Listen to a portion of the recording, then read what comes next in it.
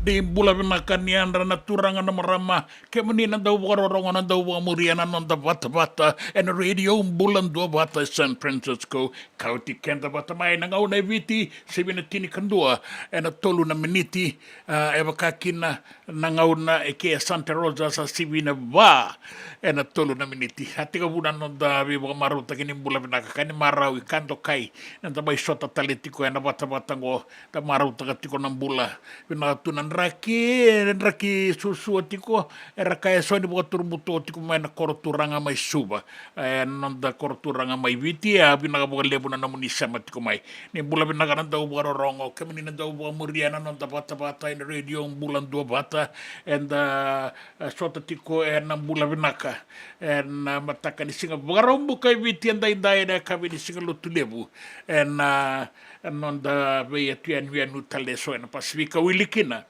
ke Santa Rosa San Francisco ni bula binaga may New Zealand may Aotearoa ki Aora ni bula binaga Telangana kanta ni buka rongo tiko may Australia binaga buka lebu la veti mbale suba binaga buka lebu may waga Francis bula binaka buka rongo tiko may Canberra na matakan hindi sarari utin baga na matamatay siya sangkay malumo buka laylay iya binaga buka lebu na buka rongo tiko may hindi singa lebu hindi binaga buka lebu may Perth bukakina na top end may Northern Territory may Darwin na koroturanga anda buka binabinaka ni sayal do ni Sunshine Coast na maramay dabi talanota tiko niya buka ni biu may nandiyan na singa lebu na noa asayal do ni sambong lebu sangkayal do na noa tiko sayal aya doniani ana kanda tabuka binda binda kabuka lebu ni ngalala tu kata umaka tu na beito soya ke banu mama da bakaki na beira era beito soya ke rebu kada na sala na yang ilosi e tawada binda kabuka lebu buka rong tiku mai na beito yani onungo mai majuro binda kabuka lebu e pelin boteana kandabu binda kabuka lebu mai palau e saroma soba ke retuna nona ilawa ni bula binaka telenga torika tinai mai na tukuka e na kabini singa lotulebu endai e bakakina we laila da kauni balu e na tu toka launi takini dau magana raki mai pango ni bula binaka na buka ronga tiku mai American Samoa Western Samoa e bakakina mai apia e na singa lebu endai na bia tian nya na Pasifika go er sa buka rauti ko merrongo se saraba se la ko sarangayani kina National Stadium suba and HFC Bank Stadium merle saraba kina na matai ni wabo kini mataka rona sota kina na PNG Kumults wata kina Vodafone Fiji Mbati yani mataka le bustar na kain tanan nama kitu kina enta binang binang da sota roman tanga me da sota roman tanga ni bula binaga na loman itembara do bula binaga mai tonga nang kapoka binaga boka lebu na sema tiko mai na singa lebu enda indai be bu no ena makete na be bole ni bola na bola uni taka sor be to sa kitu nga ngoni sala et sabi boka bula ta kitu ngo ena nonda bata en radio bulan dua bata go San Francisco e kauti kenda bata mai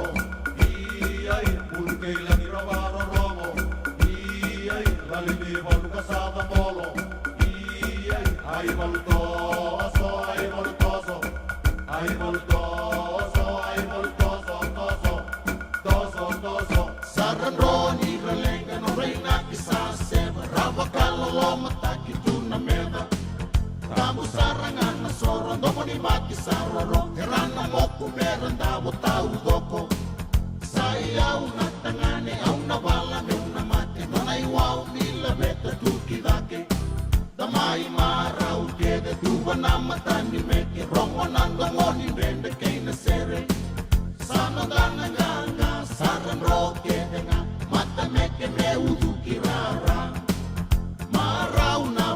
meda sara mai buka nonda kawan abanua sambula sole busana taka meda marau taka non ranganga non datoani bala rongonan rende bei wali sara marau nambati saira nanu dai saki saki dona nu mama tua bula ni non dabanu due nalinga mundo dua dua due nalinga mundo dua dua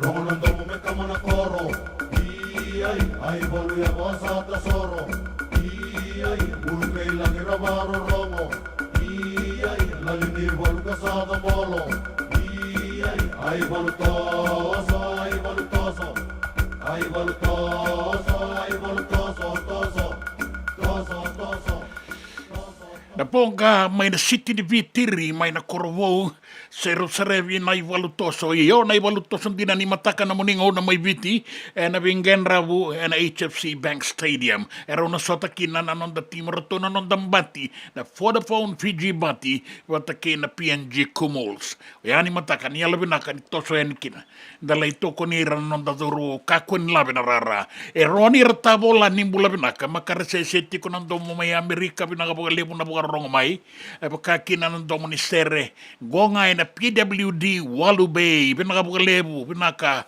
roni binaka boga lebu na bisi ko mai na be kabi na be singa binaka boga lebu Emily Lal tukuninga mai Emily Lal is watching Jonathan Nikoro ni bula binaka kemani ju ngarni walu bula binaka ni bula binaka ju lemeki na inima dola binana kai gonga ina siti ni suka lautoka undau sangani ngwela da bana nomuni dau bagayan renda be mataka uri sanga una sarea and nangauna ni nonda be kinda baki na bidana mbaki sao tia kalonga tatiko na benga rabi ni kuwa kami ni boy bulare mai nakalo we maduata Laila da kauni balu nimbula saka nimbula na marama ai lolo masabu ya wayani na team ni Vingarabi faka ofo hospital ke to salo loma tu ya ni na Vingarabi mbula binaka mena ya tu tokalau Laila da kauni balu binaka bogale na Vingarabi binaka bogale kalioba na yo dola bina na kor turanga na ilanga ya sanomba binaka bogale na samamai na turanga na tuina solo endelaniabu batu wawa bina bogalebu na budisue bina bogalebu na bogadula no mai kalioba dola bina mamu de welu bini dolo na le madurara na solo na ngusudi wa ile buko banga andara goto engalo iwasa meniasi malo bula malo sembali lang mengo kami ni boy mai nakalo mai maduata bina bogalebu na Vingarabi binaka talenga boga lebu na semati ko mai na singa lebu endai bina numiti ko yani kina koro tevi mai na atu ya sawa lolo matu yani o kami ni boy lolo matu tina koro bina boga lebu torika tinai nimbula binaka ka tu mai na maramango en raki binaka tungo en atu ko kana kabini singa lutu lebungo kera ni raboda numita le tunga mai so na bekanda raboda numitu mai na serre na Vitu Sutton Road, Ashcroft, New South Wales, Australia, kay mami kataiwai ngango. Binagabogalebu, nemani kataiwai binagabogalebu na bogang bulamay. Kalioba na yo. Prestado labina. Kemudian awakanda na bogarorong tikumay and singalebu enday tori katinay na bodan numitale tungamay nandua na serre. Eva Imaraina leveni una isiba kelera nagabogalebu may na tukuka nagabogalebu na sama may kalioba na yo dola bina sibitango na tinikandua na tinikarua na miniti anonda bata na radio bulan dua bata San Francisco kauti kenda bata mai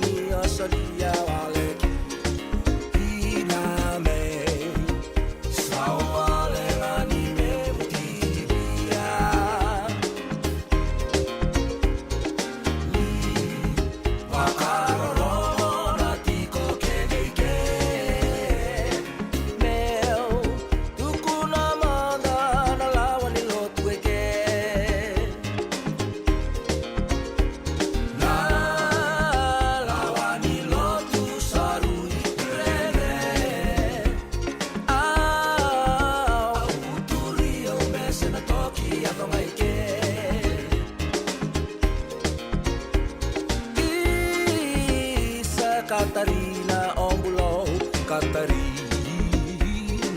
Lu, Siwalena Isuru Olia.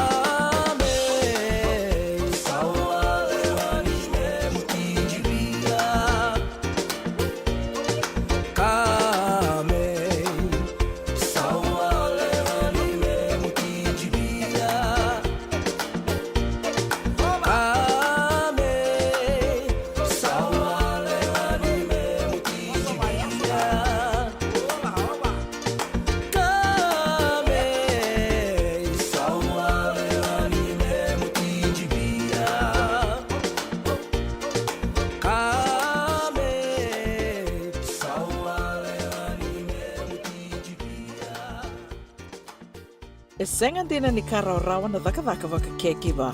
Ia endona kainda wipu ke kawaka mamanta taka tuna bengaravi, o ia ke tuna kenda tō kakana. Na ika, na dalo, na bisikete, na reo bata, na sunbells e tinimbulu makau. We kenda tōna senga tiko ni ndraiva, se senga ni waka motoka, kandau dren na tutu beto seaki, erto satu wakarau na Divine Pacific Food Mart, mai Sacramento, merto taladeani na nung ni voli. Rawa sara. We tartarngayani na taliboni diwan dua ono toluwa diwa ono saivarua merto bakarotaka katalada mai na nung ni voli ena kena ngona totolo tua. Divine Pacific Food Mart, Viturua Diwawalu Franklin Boulevard, Sacramento, California.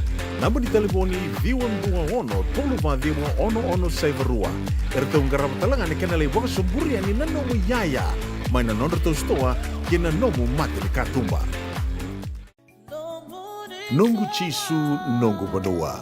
Dorongote na vima mani ono kina vitu ene kabuni bugululu we kemunda we California.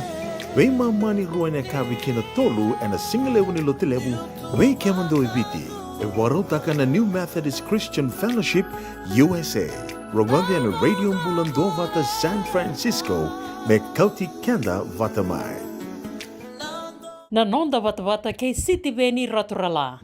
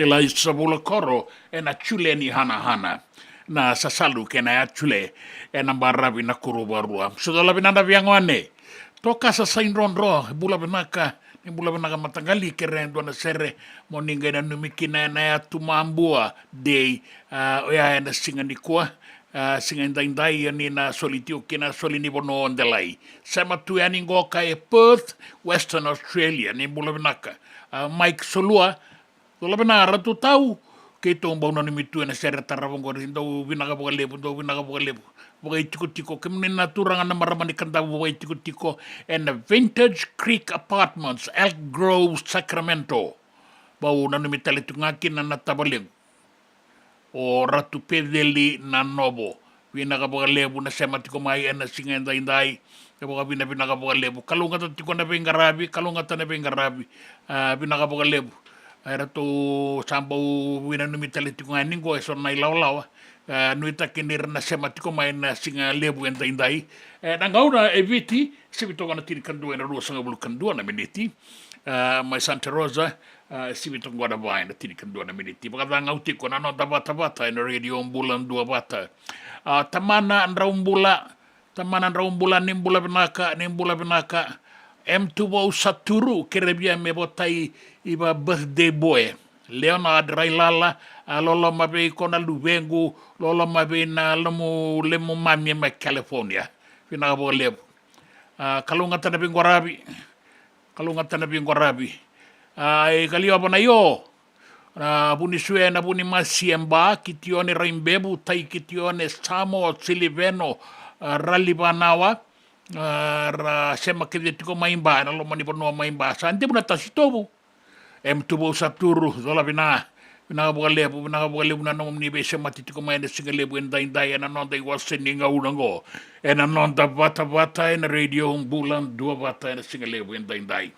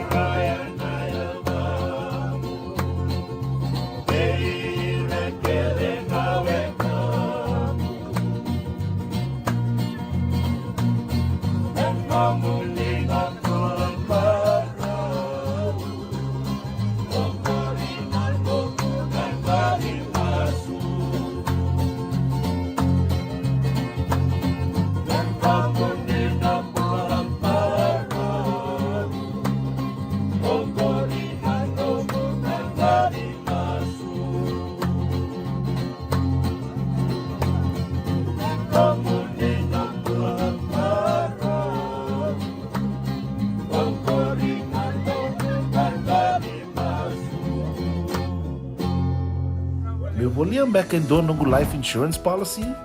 Nakakira na ito tani katil kabito ni okostita na 2022 o sangir ta kasarabiri ni tauna. Kami nga ya kila maga nga ya sala ko mana check. Sengat tali ni pera, sengat sarangan ni pera palilay. In time saranga mai. So ang kali wara ka tala tunda wara. Ko tunggo. O sala ko dengo pamilaksa. Iyo, o yasar nga na buna, e rau sara, sa tiko na pepa se senga, bula binaka se tobi mate, kambani duan nga kana soma mena claim na lom ni rosa nga bulu kavana ua keada na lenga, nisa e mbaki roa tina policy. Text mai kina wasa e walu van dua, tolu walu lima e na kena i tuku matai lalai, o ya na wasa e walu van dua, tolu walu lima.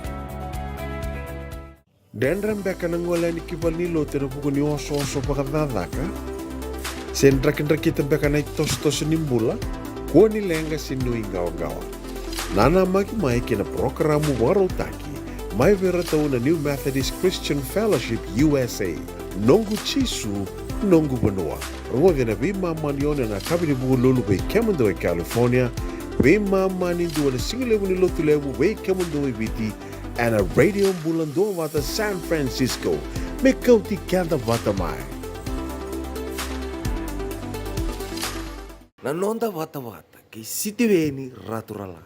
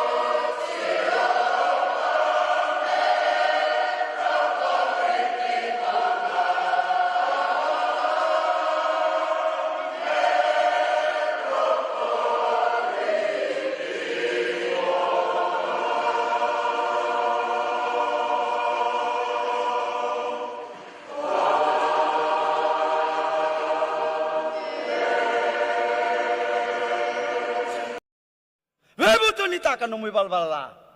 Na ngoni salanga menda lesu ki wana kalo. Na ngoni salen dundunga raw bekenda. Na ngoni sal ni bebutuni. Bebutuni mai loma. Ko chunga na bebutuni ke. Sakadi ngabangon da sa vivi chukunga mai. O takol salak chukunga mai. Alestale iya tal langunyanggon. Kila na na bebutuni. The change of attitude and a mind, your soul and spirit. If that is not change, my friend, no repentance will come. No regret is there. Praise the Lord. Amen. If you regret, that is repentance, means you regret of your sin. Change your attitude. Besauta ka na mo langgori.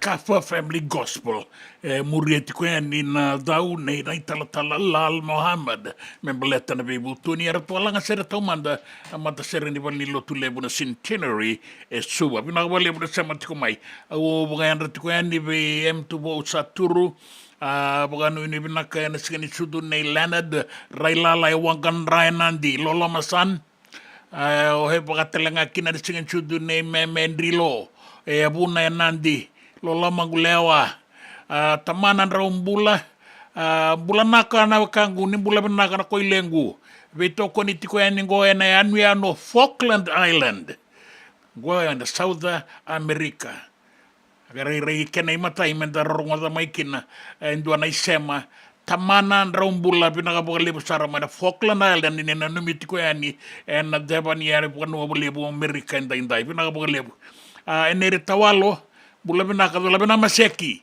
ratu bula tiko maingo na non da zauro rongo binaka tiko mai en delen di beino ku Kuwait en alo mani tombalevo Persia abi mama to ngona rua en mataka lailai ni Singapore buka en aya seni buru ngo toka binaka bogalebu ni kalungata tiko ni kalungata mai mi bina no mitiko yani na kamu ni eviti binaka bogalebu gona non da bata ni radio bulan dua bata e bura salaniata di kawa ni andra ni bula benakatale mai na turangana ita ni bula benakana maramana ita benaka boka lebu na benga rabiti ko na singa ni kua ya do tiko na bena numi ya na singa ni kua men da belo maniti ko boka lebu na benga rabi e na pe pale ni bula keda sara na nonda burubura e dona no muni bota bota na singa lebu ni kua.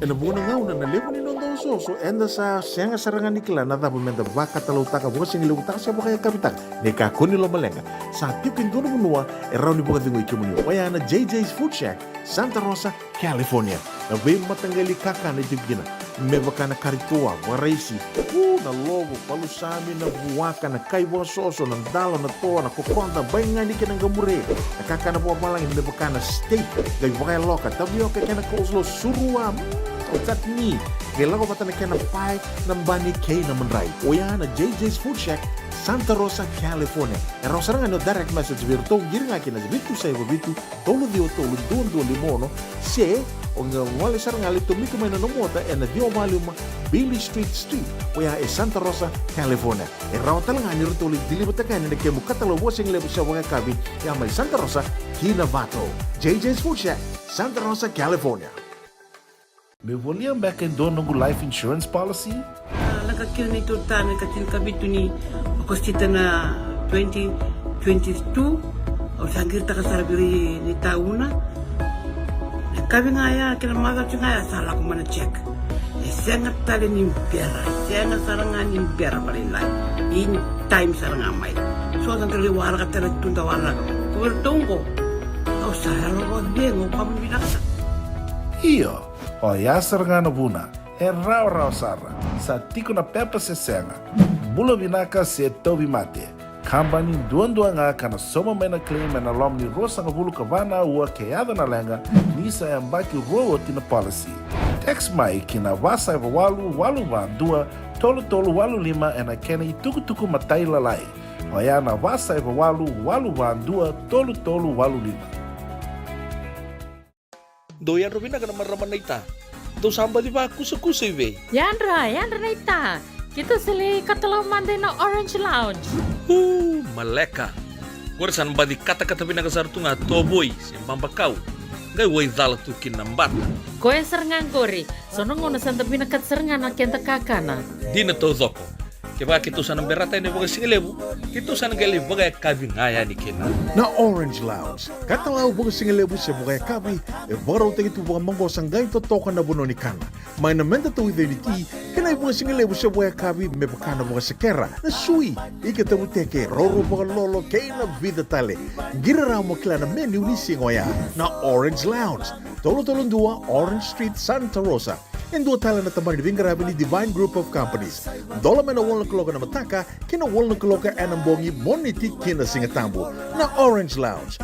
Tolo dua Orange Street, Santa Rosa. Nanonda vata ke City Veni Raturala.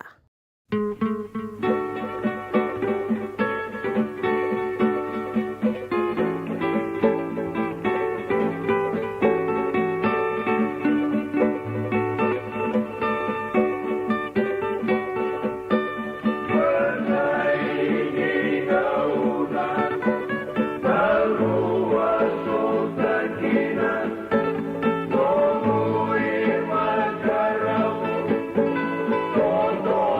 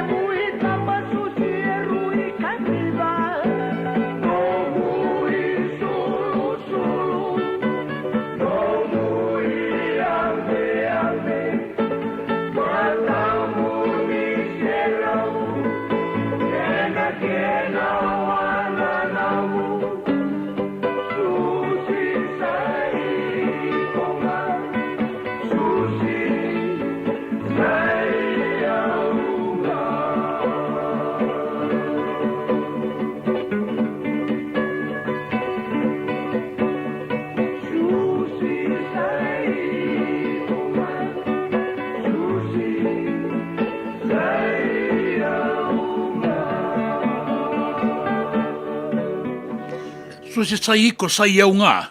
Nam serengo ya ambasi kamai, tali taki waka lebu sara na tini kadio a bitu sanga bulu karua. Mai verto na tau ni wai manu kei roda bara i dembe na i liu ni mata sere. Pinaka waka lebu mbona wakambua, ni yanra kalunga tatiko na singa ni kua ngongai na kasi. Tau mbula pinaka mai na kasi. Kame ni boy, waka no ini pinaka tiko yani na bengarabi na singa ni kua kalunga tasaka tiko. Iyo pinaka ikeri talenga yani. Naka lebu isa, tapi naka naibu singa lebu ni kua. Tasabi ya waka nanuti ko yan tambana ya. Isabo itini kadua na miniti me tini karua na kaloko na nonta ngauna. En wata indai mai viti. Wakakina na ngauna i ke Santa Rosa sabo itini na miniti me lima na kaloko. En dananga i rongo i tukutuku. En tini karua na kaloko en singa lebu indai mai viti. I bula binaga na kanda ni sagai sama rauti ko mai. Ni o tinguanda na wakarorongo. Ena ni oti na serengo membaleta na buda na tembara ke na udi wai lebu na rewa en dan ngai bugarorongo ki ve na talatala lal Muhammad ni karuani na tau na singa lebu en dai.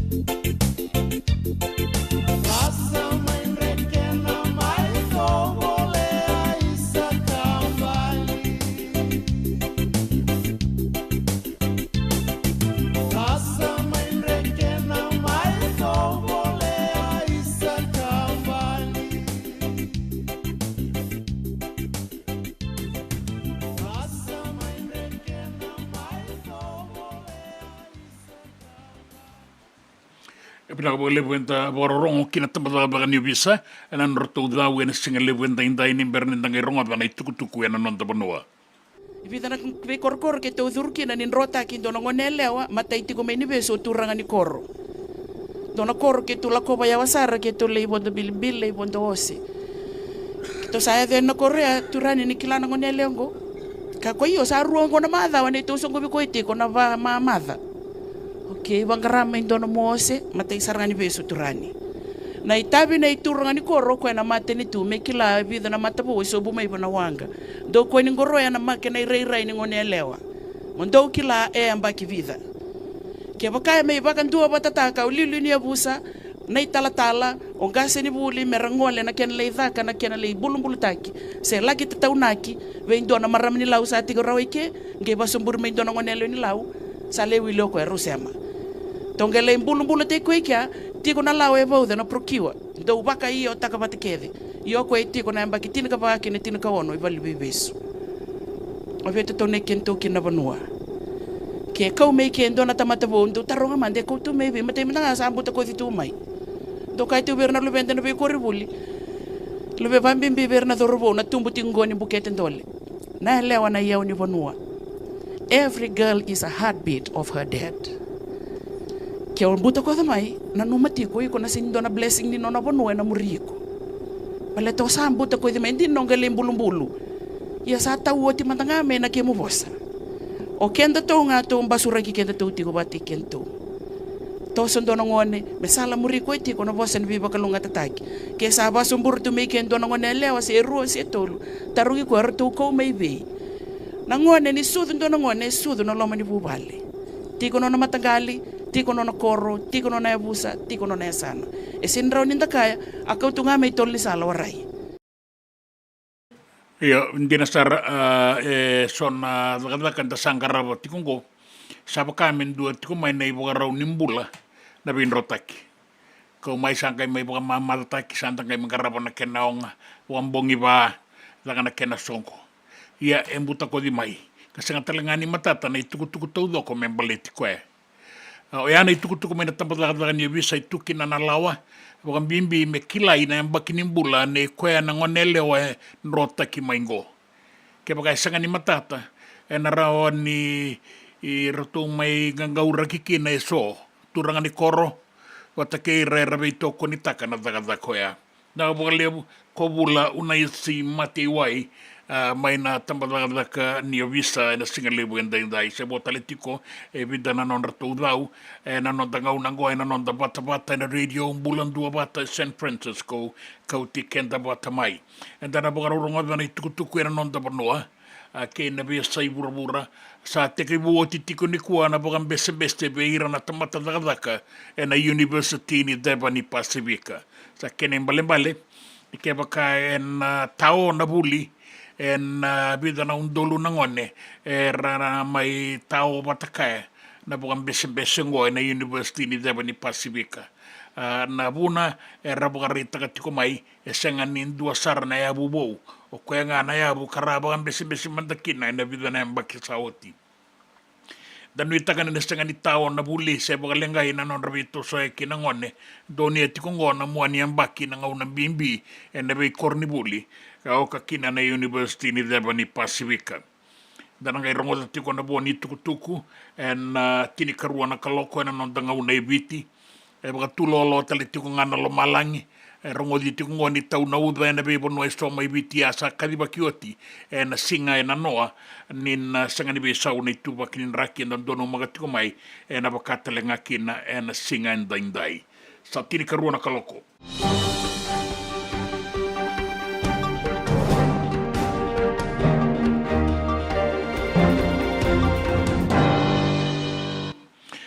Rasa bukan bese-bese na isongo-songo rua na University ni Devani Pacifica rabi nakata me sabang alalataki na iliuliu ni Cornibuli na Vice Chancellor o Aluwalia.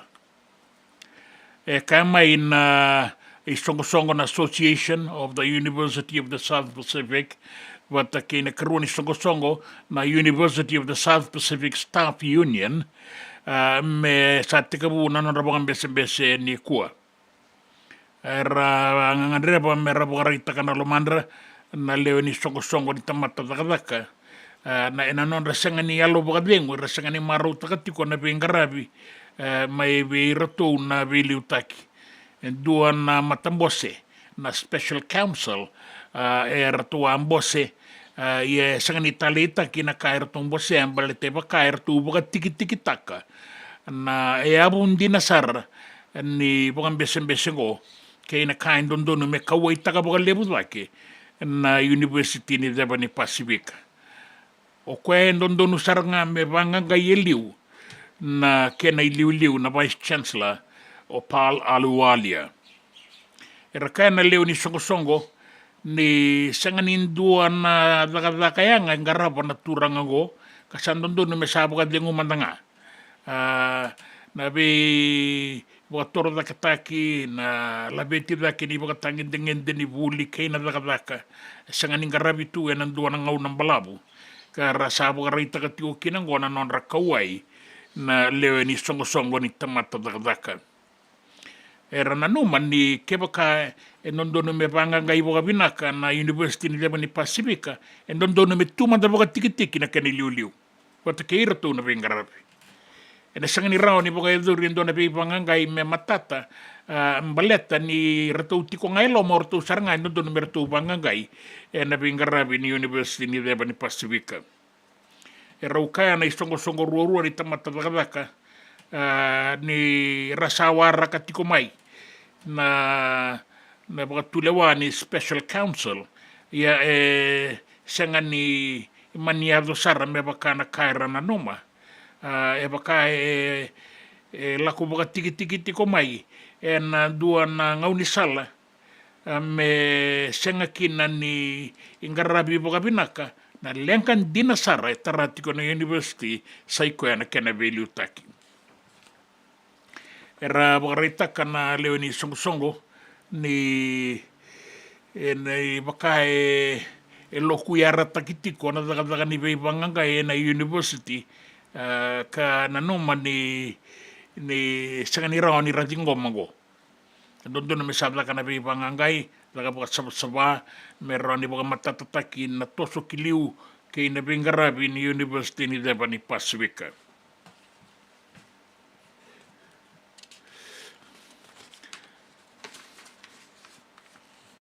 Tukut taleso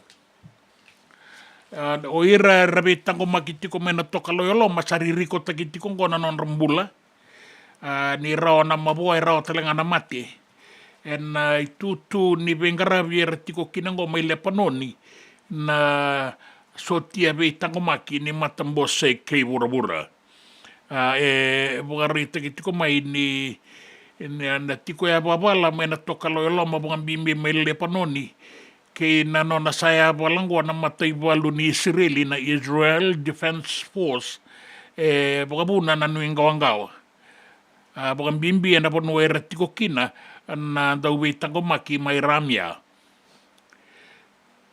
rauta ni tini na undolu 5 kawalu taudoko na lebu ni sotia rapeng karabitiko karala ko may na 5 na mata ni tuo ka kinobiti eratiko ngo may lepanoni en bengarabi ni matambose kay bura-bura na Unifil. Bakarita ka may na minister ni Wita Gomaki may video piyoti kondua ni sa adon dinatiko na yababala na ponway ratiko kina ng daw Wita Gomaki iya koviti en 2 lesar nga na turangan ni Walu etiko ngo may lepanoni hindi na nga ni kaway takiti ko mga lebu na may kayang balitira taudoko na lewa ni may mata nito na sotia may tanggomaki may lepanoni mga railati ko mga malua mga dikepati ko mga malua na may tosoyaki ado tiko ngo karakaya ni na tiko ya babala kasi ngayon ba di tikebu tiko ngo baka muna o Israeli Kosovaya ni na yala ni ponua sanga ni nondon me tiko kina sa tunga na ponua nondon me retiko kina na be matai walu mai na toka lo loma ia sa Kosovaya ni go o Israeli ka sa wakabuna kina nanu ingawangawa kina tiko ya babala na buku ni vei tangomaki vei na mata soti na mata andra ni mata mose kei wura kina ngito sa madalamai na tombu na sota kina na vei timi ni rakabi ni marama na tini kalima ka sa ngole koviti kina pool B me na sota kina kei Canada Scotland wata ke welesi.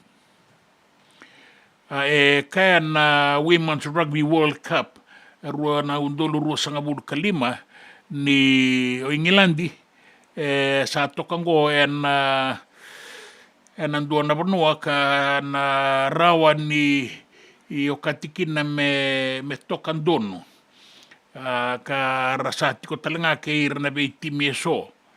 Me bakata ke Scotland bata ke Canada bata ke Welesi o Ingilandi rola sota ke Australia Amerika bata ke Samoa o ya na tombu A pool A ya orto na champion ni burabura New Zealand erto na sota na pool C bata ke Japan Spain bata ke Islandi o Baranise na pool D wata ke Italy, South Africa, wata ke Brazil. O ira kede na timi era saka di bakingo era nanggito bagaya andua wata ke na ken reisa na loman ni tulu na madlawabi tarabi maingo. Ya o raw na timi raw ata bagabinaka na non rungito na tombo raw tiko kina na ngai labeti da keni kina kota finala me ngele ki madala kina o ira rambe da kasara kina semifinala kota kina finala na bengen rabu na non tabanu mai viti en HFC Stadium na Singapore rawai ni mataka na ngauna mai viti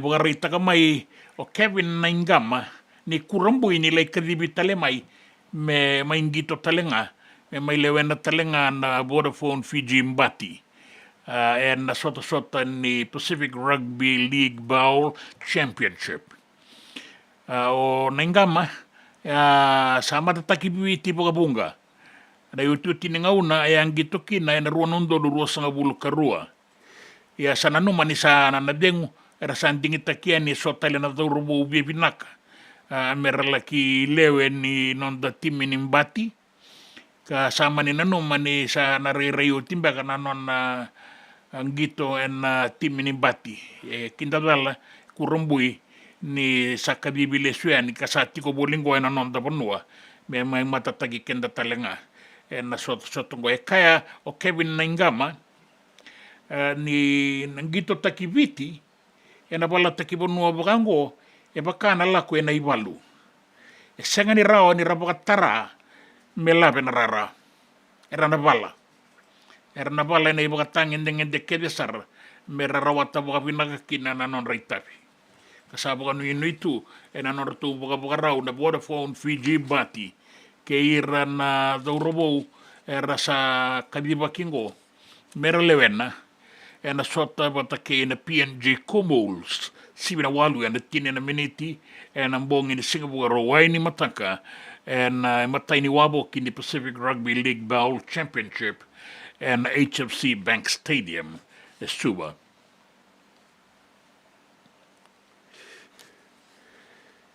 Kina besa ibura-bura iya sa tusotikon na bindingin-dingi ka bakawen yan na pos may baleta na itutu baka presidente may merke kasayan rabi baka pinakasarati ko na kyan bay solita kina bindingin-dingi kaya nanon rabaka itabi na lewe ni Bornoa wakan bimbi o ira tiko na taundaku kay merke o ira lewe ni Bornoa may merke tiko na taundaku ni Bornoa o ira baka tiko baka bulis o ira tiko baka dakadaka ka araw tati kong ni ono na milioni na kenra lebu todok ya na bagarita kini na rawa ni moida na madala ni bindingin dingi na nonra dingin dingi na we kanra e ratikongo e na taundaku kei mereke. Ia na numitiko ni na rawa ni i kaukawasar na madala ni beindingindingingo kei na beingati e bagay doritikongo e na beiponua bata ki Pennsylvania, North Carolina, Michigan, kei na beiponua bolekata ia ka sana numitalitunga ni rai toka baka lailai liu na iwiliwili na ngaunango kei na baka nananu ni na rawa ni tauratale na itutu baka presidendi o Donald J. Trump mai no Republicans. Kina itukutuku ni raki. Taun biti ko na uda e na nonda bonua mai biti kan deito kana kena i baka ro me baleta na etu ya sawa na etu mamanuda o biti lebu kandabu na be bonua bole kata na be anu e bole kamai ki na deba ke biti lebu o ka kina o moala ke ina deba ni atu lau. Solitiko ene na i baka ro ni tangi kaukaua me baleta na be imbarabi e na nonda bonua watu lele o benga o kandabu ke ina be bonua bole kata e na numitiko ni na tumbuda ke na yala ni uolebu e na be imbarabi e na nonda bonua bukan bimbi e na deba ni nonda be atu e ni anu mai biti lebu te kabu mai natandola watu karasa wata ke na imbarabi ke ina nronga mai kandabu ke na be anu bole kata mai moala na deba ni atu lau wata ke na be bonua bole kata na ua ninra ki suasua e kotongo e toso tiko mai e na tokalau ni nonda be atu anu uku wata kai mai na loa ka tauna uda e na nonda be atu anu mai biti e na numitiko ni sanangai biela ki matata mai nanraki e na kabiendaindai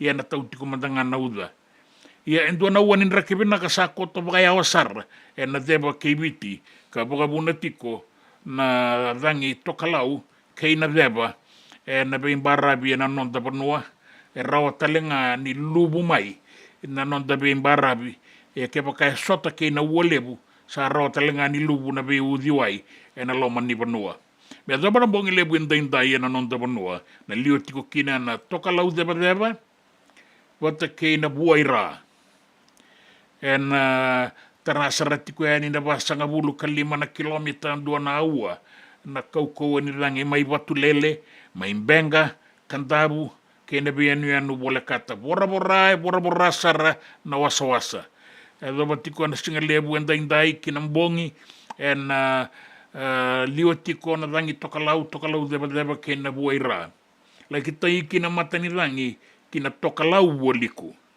wata ke na buaira e na bebo nua tale so e mbula toka na tangi tatamba e na so na ngauna. Na se ua na wasa ka na liwa tiko na tokalau ke na tokalau deba. Bebo kia ki na matani tangi. Taumbi na ke na uda, kuru na banua, mai na etu ya sawa ke na etu mamanuda.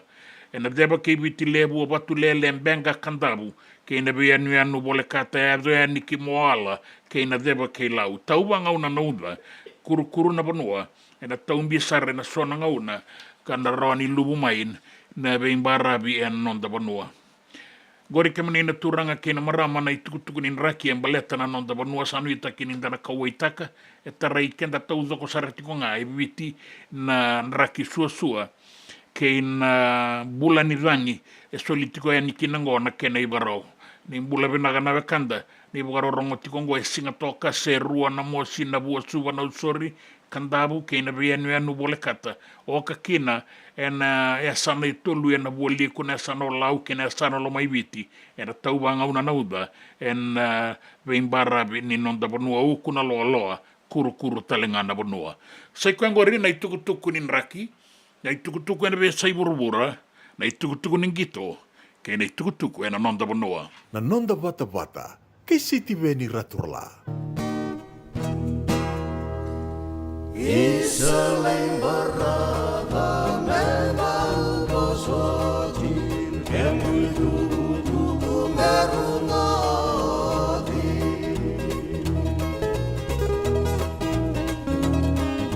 salam nota kena singa dinamo sai karasili sarodi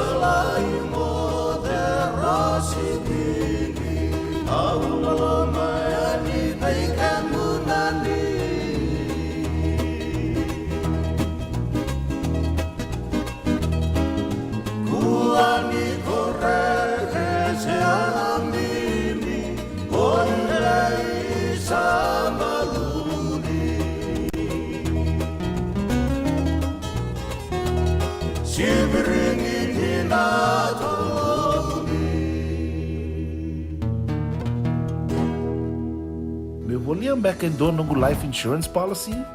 Nakakil nito tani katil kabitu ni okostita na 2022 o sangir taka sarabiri ni tauna. Kabi ngaya kila maga ngaya salah ko mana check. Sengat tali ni impera, sengat sarangan impera paling lain. In time sarangan mai. So ang kali warga tala tunda warga. Ko tunggu. Au sahalo ko dengo kamu binaksa. Iyo, o yasar ngana buna, rau sara, sa tiko na pepa se senga, bula binaka se tobi mate, kambani duan nga kana soma mena claim na lom ni rosa nga bulu kavana ua keada na lenga, nisa yang baki rowo tina policy. Text mai kina wasa eva walu dua, tolu walu lima ena kena tuku matai lalai, o ya na wasa eva walu dua, tolu walu lima.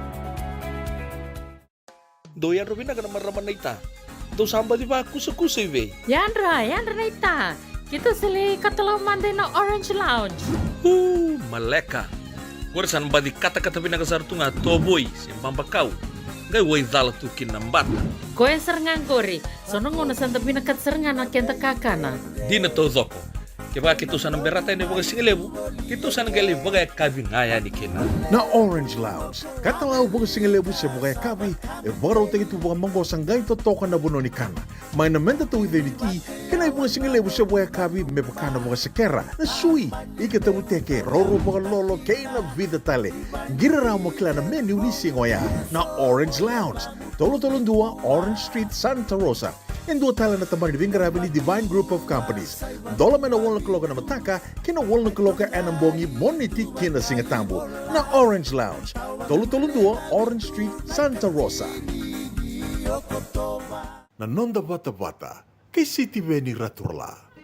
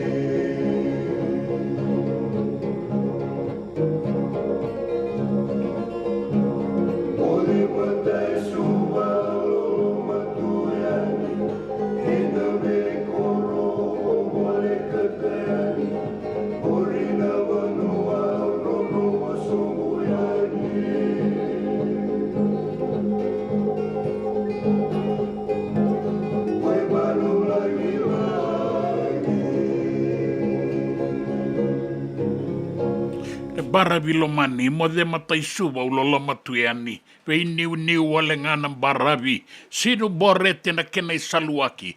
Gori na banua unron roba sombuiani. Wai manu langi. Pina wale buroda barai tempe na banua wuna. Na ngauna ni sa sibitongo na tini karua na ngauna mai bitini rusang bulu kendua na miniti sibito kana 5 na rusang bulu karua na miniti Santa Rosa na sana warorongoro kinango kiwe na italatala Lal Muhammad na nona itakitaki na singalebu indai no itakin ninda na marautaka kana liutiko enikina na non ratu sere na mata sere lebu na centenary suba nomoni lolo manga.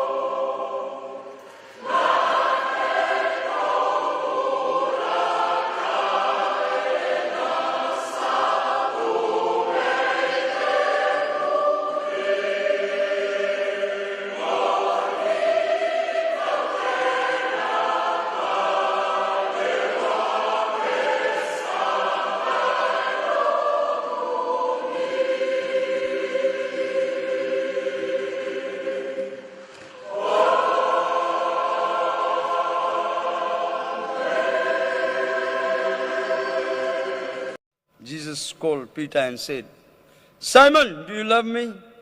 Simon, do you love me? 3 times he asked. He never called Peter, he called Simon. He called again, Simon, son of John, do you love me? Yes, Lord, you know that I love you. Feed my lamb. Again Jesus said, Simon, son of John, do you love me? He answered, yes, Lord, you know that I love you. Jesus said, take care of my sheep. Wakanir chiganungu sheep. I live in the Wakanir kenda chunga. That time he said to him, Simon, son of John, do you love me? Peter was hurt because Jesus asked him 3rd time, do you love me? He said, Lord, you know all things. You know that I love you, my Lord. Amen. You know everything. Angay batu tu sa chigot o Simon, but nala nida kita gichisu. He denied Jesus 3 times. This is his confession. When Jesus was calling him so that he can become established on this rock, the church that Jesus wants to build. Praise the Lord. Praise the Lord. He asked 3 times. He never called Peter. Remember that he called his real name, his original. Simon, Simon, Simon. Dilam bate sinamberi chikuni toko bate chikuna bewekani bat kay chisu eva muri chisu wale tunga. Kenda ngodra inva muri chisu sindo tuna nonda sema ve chisu ven kava wana yalo tambu na gift ni yalo tambu melak mai weekenda. Eh?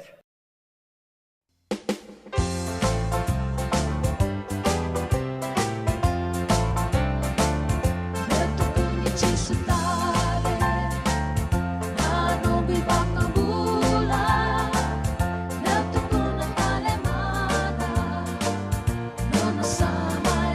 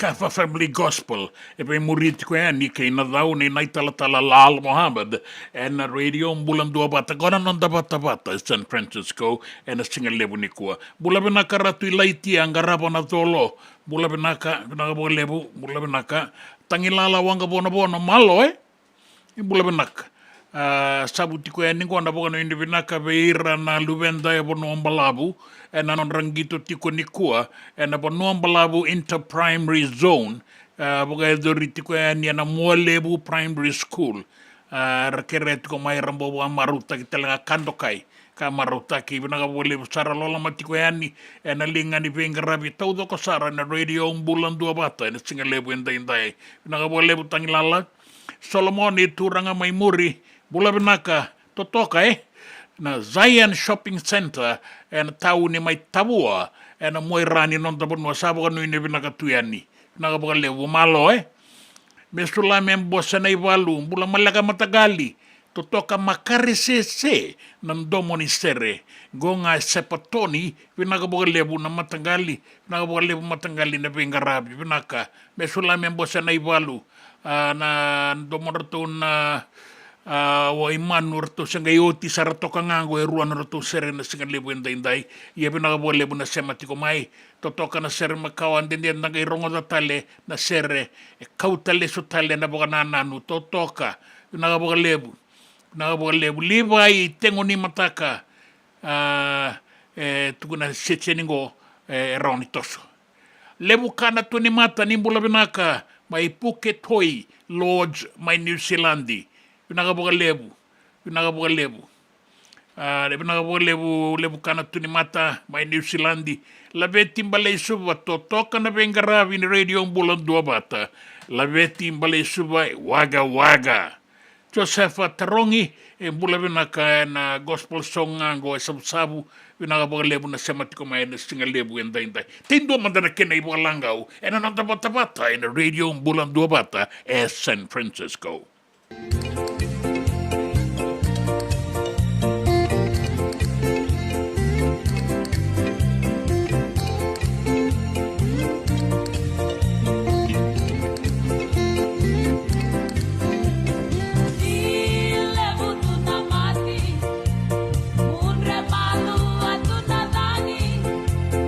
Bye.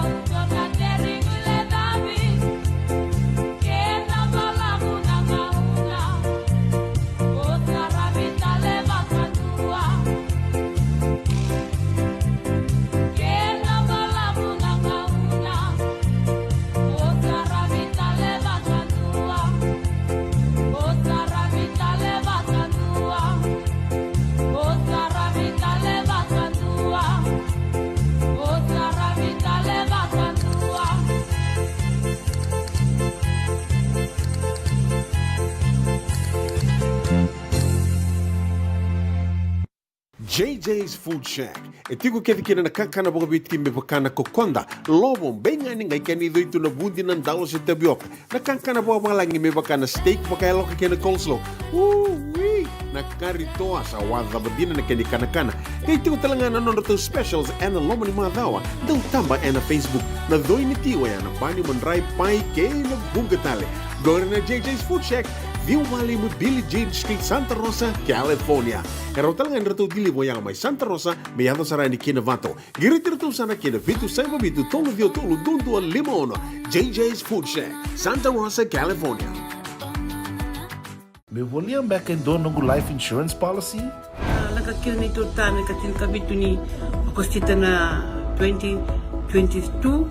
O sagir ta kasarabiri ni tauna.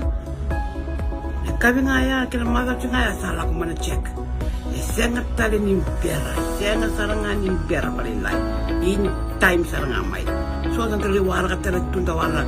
Kuwertongko. Au sayalo ko dengo pamilaksa.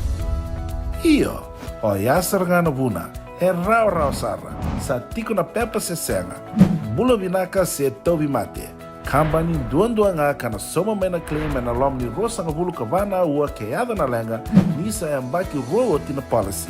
Text mai kina wasa eva walu ba dua tolu walu lima ena kena ituku matai lalai. Oya na wasa eva walu ba dua tolu walu lima. Doyan Robina kana maraman na ita. Do samba di ba kusa iwe. Yandra na ita. Kita sili katalaw mande na Orange Lounge. Maleka. Gurasan ba di kata-kata pinakasar tunga toboy simpang bakau. Gay way dala tu kinambata. Koe serengan kori. Sono ngono santa pinakat serengan na kenta kakana. Di na to zoko. Kaya kita sana berata ini bagai singlebu. Kita sana gali bagai kabin ngaya ni kena. Na Orange Lounge. Katalaw baga singalebu siya baga kabi. E baraw tayo ito baga manggo sanggay totokan na buno ni kana. May namenta to identity. Kena baga singalebu siya baga kabi. Me bakana baga sekera. Na sui. Ika tabu teke. Roro baga lolo. Kaya na vida tale. Giraraw mo kila na menu ni singoya. Na Orange Lounge. Tolo-tolong 2 Orange Street, Santa Rosa. En dua tala na tamang nibingarabi ni Divine Group of Companies. Dola na wala kaloka na mataka, kina wala kaloka anambongi moniti kina singatambo na Orange Lounge. Tolo-tolong 2 Orange Street, Santa Rosa. Na nonda wata kay City Veni Raturala.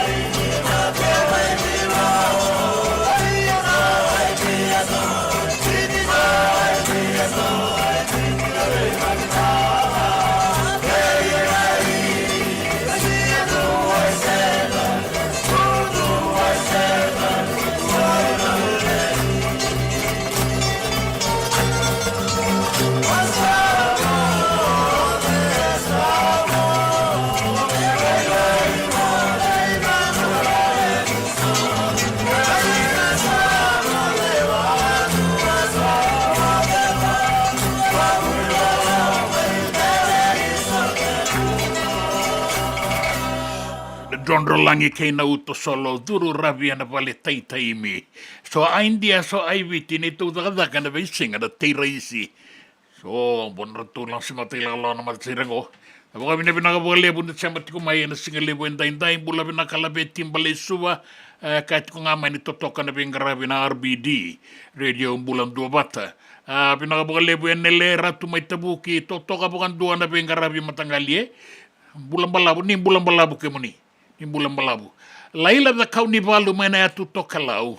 Erto kireti ko may meratong bobo tay talengan na nona itokan ni laila da kau ni balu o samo soliana o suia o fala keilei totoka tikonan raki mana totoka lau winaga boga lebu Alicia Williams miau bulare inga re imbula binaka na maramatau siti ni soka raki binaka ngai mundri tunadangi so andina Yo pinakabuka lebu na siya matiko may rombana kandabu mbuna dola pinaweka ratumbona numitali tunga maingo orotume bota yani be koya be rombana kandabu mbuna Cora New South Wales sabaga no ini pinakatiko yani nanggarabita bitau kain baka ni dangi na mua ni madhaw hiyo na baka dangi na mua ni madhaw pinakabuka besar pinakabuka tau nakabalebu na pinanumi maya na singalebu endai baka uti ko na nonda bata na Radio Bulan Dua Bata San Francisco ni kauti kenda bata mai. Wainda na korondo mo iti ko kinanonda seniro sira mulili na vemo ngia undiva meurika bolilala.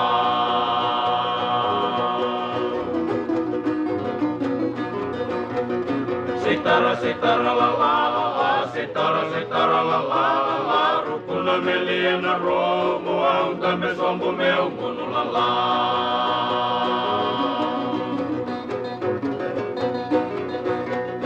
Kalimi meu vem mau, na longo samara, umanikani la saveia, o que na la niu ta mau la la.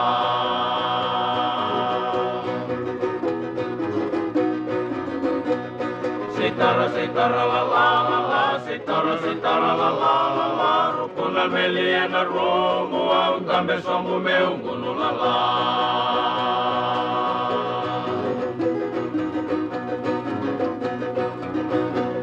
Olingoli na matile, ulai tini na uale, ulai sangai na kurule, ulai sobai na disile ulala.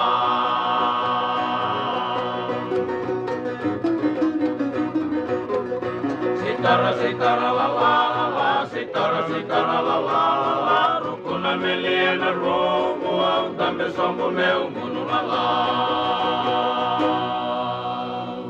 E senga dina ni kara rawa na daka waka kekiwa. Ia endona kainda wipu ke kawaka mamanta taka tuna bengarabi, o ia ke tuna kenda to kakana. Leika na dalo na bisikete na reo bata na sunbells e tinimbulu makau. We kenda to na senga tiko nindreiva, se senga ni waka motoka kanda u Drena no te beto seki, erto satu wakarau na Divine Pacific Food Mart mai Sacramento, merto talaveani na nung ni boli-boli. Rawa sara, we tartarngayani na taliboni diwa dua ono toluwa diwa ono saibarua, merto wakarotaka katalada mai na nung ni boli-boli, ena kenangona totolo tua. Divine Pacific Food Mart, Viturua Viwawalu Franklin Boulevard, Sacramento, California. Namba di telefoni Viwan Dua Ono, Toluva Diwa Ono Saivarua. Erto ngarap talangan ikan alai waka suburi ani nanomu yaya. Maina nondro to stoa kina nomu mati ni katumba. Dendram beka nangola ni kibali lo tero pukuni oso pakadadaka. Sendra kita beka naik tos nimbula. Kuani lenga sinu ingawa-gawa. Nana maki mai kina programu warotaki. Mai vera tau na New Methodist Christian Fellowship USA. Nongu Chisu, Nongu Banoa. Rongo na vima manione na kabini bugu lulu bei Kemando e California. Vima mani dua na singilevu ni lotu levu bei Kemando e Viti. And a Radio Bulan Dua Bata San Francisco. Me kauti kanda bata mai. Ena muna ngauna na levo ni nondo soso enda sa senga sarangan nikla na tabu menda baka talau taka buka singi levo taka sa baka kapitak neka kuni lo malenga sa tipin dono menua erau ni buka tingu ikimuni wayana JJ's Food Shack Santa Rosa, California na vei matanggali kaka na tipgina mebaka na karitua waraisi na lobo palusami na buwaka na kaiwa soso na dalo na toa na kokonda bayangani ka ng gamure na kaka na buwa palang mebaka na steak gay baka loka tabi ka kena kauslo surua Otat ni, kailan ko pata na kaya na pie ng bani kay na manray. O yan na JJ's Food Shack, Santa Rosa, California. Erang sarang ano direct message virto, giring akin na bitu sa iba bitu, tolo dio tolo, duon limono, se, o nga wali sarang alito, mito may nanomota, na dio maluma, Billy Street.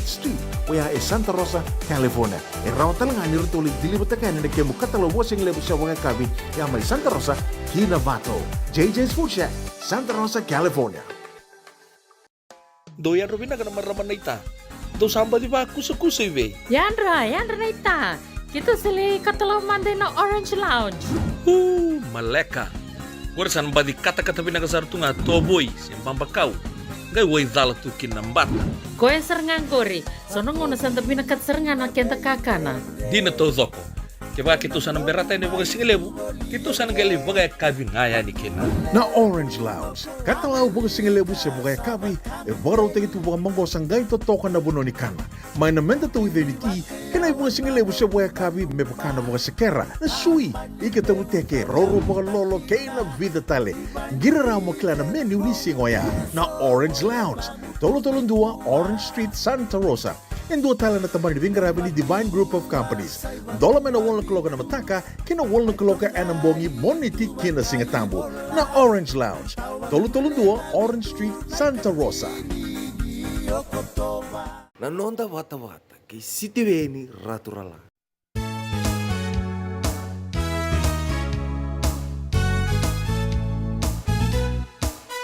Bakarau buka sabole, kemasinda di lala tu baby. Tabong ini ku nggak temagake, tanai ala ni nonda sere. Kesadina, kamu basaru kami kamila. Sadina, kamu basaru kami kamila. Andi moli ni kay bosa bay, katau rabau arakam tantingi. Dakoi rau batanga kaibi, kaya latu di kuana kena kami. Sadina, kamu basaru kami kamila. Sadina, kamu basaru kami kamila. Sadina,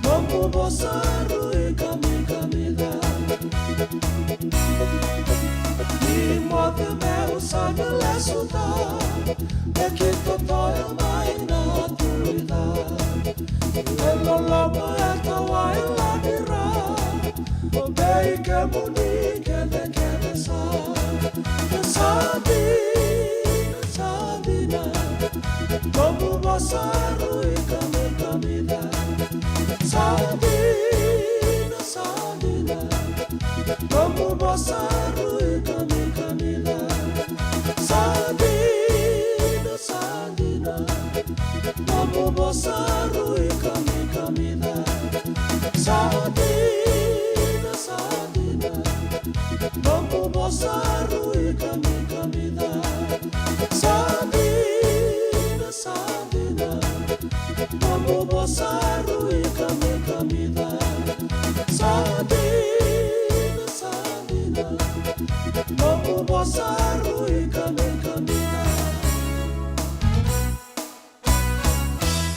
Ai talanoa ni boka rombuka. Mai viti sa singa boka rombuka tikongo. Era tukuna tiko mai ni rungu-rungu tunan raki. Sa tika butalangana boka bese-bese mai na university ni Debeni Pasifika. Ia na rungu-rungu tikunan raki ngo mea zawa sarana kabila imbongi mataka talimbek. Eta boka bina-bina ka tiko boka lebu. Rendengani sa ambula tikon. Dambula tikon. Toso tikon na zaka na bengarabi. Malakai tangi zaki. Bula benaka. Pinaka boka lebu na bengarabi. God bless. Jim Turanga. Pinaka boka lebu sti. Kau tele mai na boka nanan an FBC Studio F. Gori rau kila pinaka tiwa ke sireli tambua. Pinaka boka lebu Jim Turanga, pinaka boka lebu wanu ini pinaka. Waisea Bushanti. Totoka na bingarabi ratu tau. Bushanti dau tiko mai nawi. Anu nawi na sabu-sabu. Iyo Jim Turanga sa tiko talengona nimiti ko nga irana lewan in dua bata kaba ba Sacramento ke irana lewan ni Maoli Kaba Juice ba Santa Rosa tao wikila ka nga Jim na bono itukina na kaba juice pinakaboka lebu di riawa arna yan rakay kare unga na sermer kaya numiti kina lewan ni Korogoi nanukulo mayra auria sewara malakai tangidaki pinakaboka lebu Nakabolebu na bengarabi kay nongo rongo pinakatiko na domomuni kay nanomuni bukambula golay makoy pinakabolebu malakay tangidaki may makoy roto simbali ser mengo endo ni lawala laila da kauni balurto may balanin bula mena tuto kalaw ndo bula pinaka baka no ini pinakatiko yani rombana kanda bumbuna bula pinaka nei au salolo matu yani bakambimbi kemonrau Dona tuku dawi maya. Au sangat tuku ni kila se yo sa nei mandanga rombana kanda bula benaka buna. Wano ini benaka tuku ene nei tabi angarabi na singa ni kuana tuku ena non tabanua na besa ibura-bura na tuku ni gitu. Kainan raki enan dua ngona no da bata ena radio bulan dua bata San Francisco. Rutaya benele wani lutu ya rutaya belo mani banua na banua nalomani kormo na butule erutaya be sembadi yambe la doka watani matubula yindo kandabala yindo kaurana uranda dabuna kemusa sanuna na weka erutaya be sembadi yambe esoko wasaone mia esoko tuba kayeli esoko bakapine esoko bakauna esoko fakasara tuiko erutaya be sembadi yambe laite indalo taba laite indalo ina butule unandalo tabana ndalo matuona kemusa saluni na melutu ya erutaya be sembadi yambe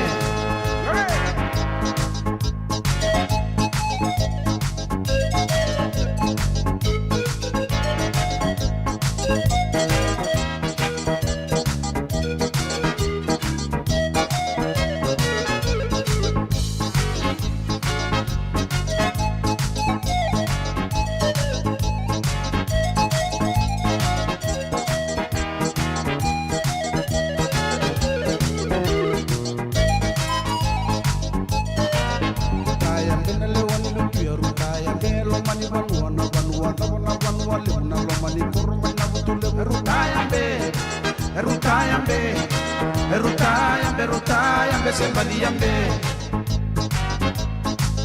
Alaido toka watani matubula ido kandabala ido kaurana bana muna kemusa saludina na weka erutaya be sembadi yambe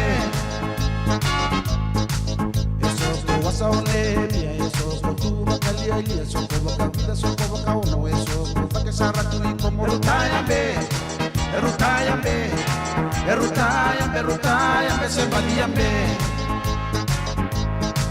Laite italo akaba legu laite italo ina mutu legu nandalo Tavo nandalo matua na kiano sasalundi na malutu ya Erutayambe, Erutayambe, Erutayambe, Erutayambe, Sebadiambe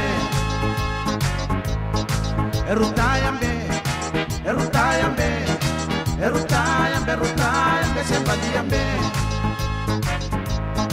Erutayambe, Erutayambe, Erutayambe, Erutayambe, Sebadiambe Erutayambe leoni chili Erutayambe laini manima laini madhaba laini maura laini matase buis wano Erutayambe leoni chili Erutayambe Bill Masi kau tikena maiki na ngauna ni rongo itukutuku na dona kaloko ya nimbere anda na bororongo kina tamadava ni abisa be kobula una isi mati wai Dona kisi ke to alingarava e to lo dorvor to kambatan dona baini buaka to ba matia na buaka kadi to kaya no to keni buaka kem do kilangor no buaka chiko lo iku sen ke bonongo kem do kilani dal la kanto da kaba chiko lo sen lewa saka de bena kisi so me bena kisi o sin kilan o asen tu be na list no to kisi kango ka berto boys mai do kilani dal si anke to sin dala ke la ko lo mai andur na matai maramani lewa o sa babinaka ko no reso mo ko no milaulu maleto ko na ron to da bali le minute to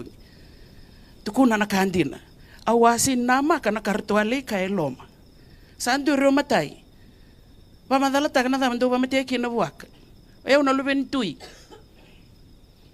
nongu tutu na tui ni bonongo au le wana buaka au le wai kwea o kwea sini kai bonongo ko ba wa chinga miki la kona kena karua ba madala tagna da bos ba matai ki na buak ka ko nongu ratu e ngone be no na ratu ko e bosautia eu na kai bonongo eu lewa anga ya no kena katolu sasi kena leni wa bosa babinaka ko ni do bosombo ka ko eu nongu nana na nganen ra no ratu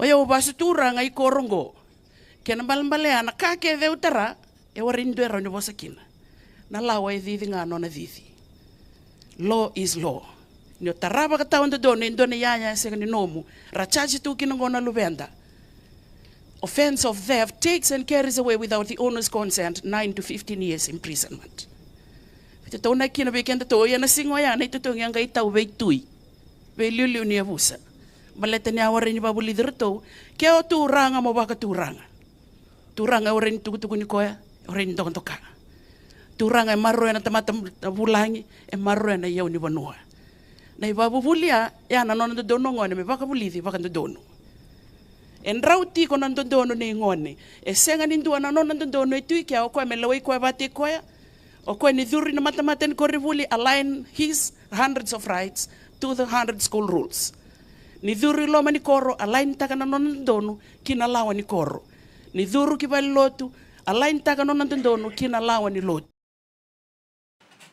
yang dinasar dalewa bawa binakar non dai bawa bubuli ratu kambatan bani buakar tu bawa matiana buaka nangone yang gali leweki na turangan ni benua turangan ni abusa ko sarangana tuir tu warabikin ngalalor tu nangone ngalai lewayan ni na tui ya sona iba salon dan wita gini yang atiku bi kemuni yang abi kenda taudoko be italiana buno inda satu kinana non dai buka raungan itu okay den dau magamenda buka bulidir buka benakana lubenda mereka kuni buka dalai en sona iba bubuli sanga sutimbagan indon donu saratu benakani sa rawan darungo atiku sona iba sala en tambah dengan dia bisa me bukai kenda bukena non da buka tulewa keina non da vengarabi da buka bina bina tiu kina buka lebu na singa lebu ni kua buka rita kema ni dei koto na itu kini nraki sua na non da buka soli taltungane buka roni rangi membaleta na non da vengarabi mai viti singa ni doenga lala mena atu ya sawa kina ya tulau mena buka liku buka kina na deba tai kina matani rangi mena toka lau deba bela kia dokin buaira matani rangi kau na non da banua sandu anak kelokun.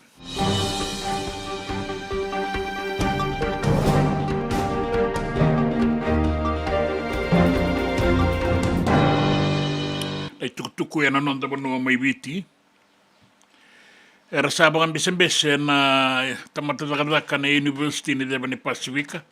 Era sabi na kati me pangalalata ki na iliuliu ni Cornibuli, o Professor Vice Chancellor Paul Aluwalia.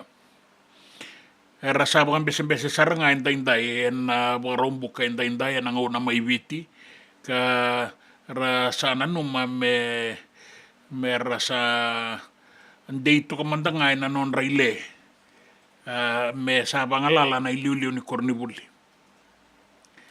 E bagarita ki mai na non ra senga ni marau takatiko na leo ni songosongo ni tamata takataka na pengarabi e bagay doritiko mai kia bataki na non ra baga tulewa eso e baka me biuki na baga tikitiki na non ra kawai na tamata takataka ka baga liudi tiko ngakina na beka embaleta na iliuliu ni Cornibuli Professor Paul Aluwalia.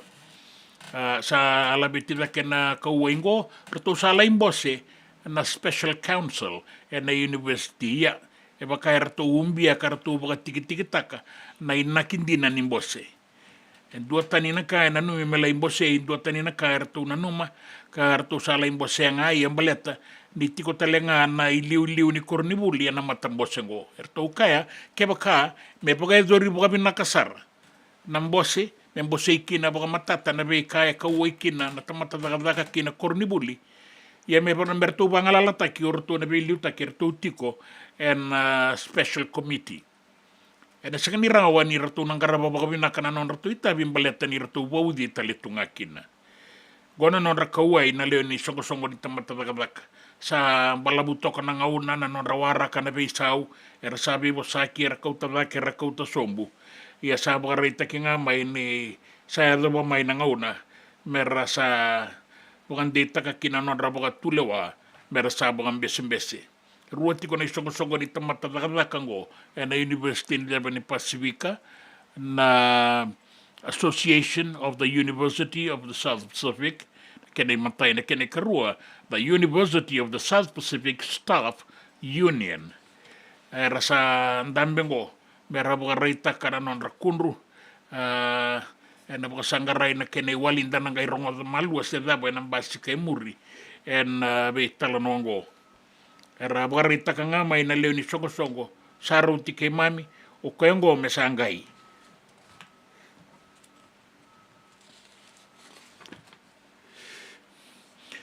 Sa bagarita ki mai na kawai na buku ni non rambulan na non tandawita ko maki na matambose kay burabura ka bagarita ki tiko mai ni tiko ya babala ya do tingo mera tokalo lo mapukan bimbi mai lepanoni tubuki na bagalebu na kawai me baletir na ndawbengarabi na matambose kay burabura baleta ni sa tako soba na yala na mataybalun ni Israel na Israel Defense Force kando kilay tunga na yadan IDF yadan na biba na panay dua mabokina may Ramya ya bagarita ki may ni rauta tiko tinin na undolu 510 kawalu na sotia may na 510 na mata nitu na non da burabura wili kinoviti rao katitikongo na matay law daw bitang kumakini matambose kay burabura na UNIFIL karatiko may lepanon ngo na buna itiko kinanakaway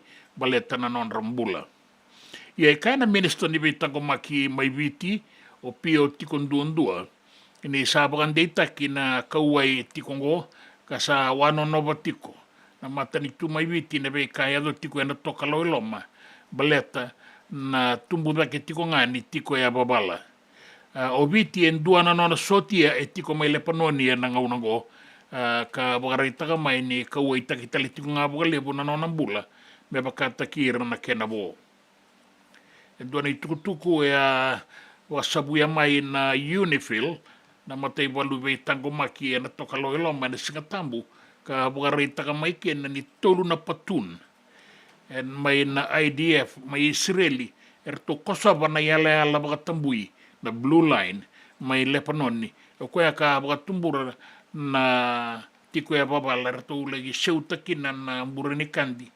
rasati ka bubana mai na kenraisa mena sana kandua Wakarita kana Unifil ni sa ayadu tiko na ibana panai en vanua kaya dukina na Takosogo and the Blue Line kar Takosogo na sotia ni Israeli ratiko kina e tini kalima na dauwe Tangomaki ia sana numatiko na matambo se kei burabura e pinakata tiko endua na iboka madala mai ve Israeli se tapa Takosogo kina na yala ni vanua bakatambui kina itukutuku ningito en nonda vanua en singalebu indai sangkai madala mai na tombu era nangito kina na nonda timi ni Marama na Fijiana tini kalima rakabie tini kalima weira na nonda Marama na Fijiana e sanatiko e na pool B wata kei Canada o Scottlandi wata kei Welesi era sa wasi talanga mai na boni timi era na sota e na ngito ni bura-bura ko weira na Marama e na embaki katumai ka sa bauti ni sa nandei na ituba-tuba sa Kotongo o Ingilandi en sota ki Australia mereke wata ki Samoa en pool A na chambe ni sota ni bura-bura weira na Marama o New Zealandi en sota wata ki Islandi Japani wata ki Spain en pool C o Barani C en pool D wata ke Italy, South Africa, wata ke Brazil. Nui takitiko ni sota ngo na sota wakatombu sana rawa ni madalakina na time rua na zambe da ke na kota finala mai kia kina semifinala ke na finala. Wakarita ko Kevin Naingama na dhaurubo ni korlo mai viti kasangito bukan desar mai Australia di kurambui nilai kadibi me mai ngito talenga and Vodafone Fiji Mbati and a Singani Mataka and the Pacific Rugby League Bowl Championship. Wakarita ka mai Naingama ni kurambui takambaleta sa andi na sapala takiviti bukabunga iana yoti ni nonangito takiviti en sota ni bilo ni buru-buru mai Ngilandi na ruana undulu rua sanga bulu karua kasana numa ni sa erdo ekea na non dingitaki kina timi ni biti kurambui kadibi tale mai me mai boka rau ke ira na dorobo era na rika rara na singa ni mataka na sota ngo kaya o Kevin Naingama e marau taka na na lagumai indira ni kurambui taka e marau ni boka dibitale mai wala taki vanua e na no da timi na Vodafone Fiji Bati e kaya Naingama na wala taki vanua e na matangalingi tongo e bakasar nga na lako na ibalu e sanga ni raon inda suka sanga talanga ni raon inda pakataranan ruka me labeti na non darara e na biasa ibura-bura bukarita ki mai ni rasati ka buwin dingiti ko na lewe mereke eratiko en taundaku ni matanitu ka sa bukarita ki mai ni sati ka bu na non rabe dingi en tikinango ka rauta ni 1.5 na milioni na lewe ni bono mai mereke eratiko en taundaku ni bonoa rabe ngarabitiko e na be tambana ni laka so na wuli batake na itabi tale so rauta ni 2.5 na milioni tiko en be bonua so kana no mini na be ngati takiwa kau sarakina na tikite ni tutu boga presidenti be rauna lewe rua na presidenti boga dengo Donald J. Trump watake Kamala Harris na buke ni presidente mai mereke enang unango kinan raki solitiko yani na iboroni dangi kaua ena non da banua katega bu mena ya sawa na ya tuma manuda viti lebu kandabu na bi anu bole kata tika bu ena de bania tulau mai moala e bugara itaki mai ni sa solitiko yani ngo na iboroni dangi kaua membaleta na non da banua pono mamada baka kina na barabi mai batu lele o benga o kandabu ke na be anu bole kata en barabi talesoni non da banua en anumini na rawani tumbu la kesara na yala ni wolebu baleta ni zoka mai na dombu yena loma ni banua en be udiwai mendoni na wolebu ero na sota in barabi kana tumbu la kekina na yakena yala en duana uani nraki sua e kotongo na non da banua ia kaya wasara kina deba e kotokina na ibata kila ni nraki mamada enangai muria mai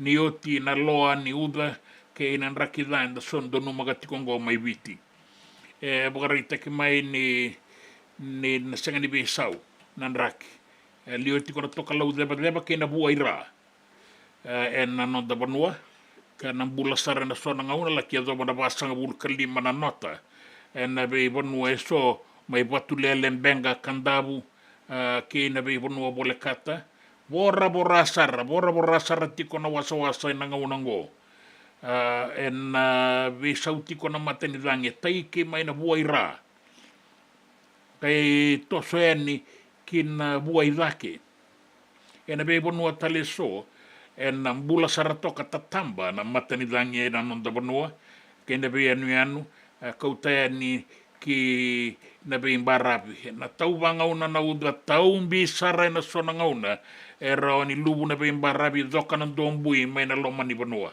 da wakila tale tiko nga na uda senga ni mundu na tau ni uda e tau bangauna tiko nga mai ka na mbula sara tiko na kena matani dangi e na be bonua sadabuti e ningo me zoka na singa buka ruai e na mua ni malaongo e na liwa tiko na deba kana e zoba sara tiko e ni na pasanga bulu kalima na nota e na be imbarabi e ni nonda bonua e so me teka bu mai kandabu ve anu bole kata ina deba ke biti lebu na bora na wasa se ua na be ngauna tale so liwa na deba liwa tiko na deba ukuna lolo kana tau wanga una na uda and dei toka na kena ituwa kenda indai e oka tiko kina singa toka serua na mosi na bua suba kina usori o kandabu ke ina be anu bole kata kana dei koto na ituwa kina nraki indai me adoba na singa ni mataka angori nan raki na itukutuku ena non da banua na itukutuku ena be sai burubura nangito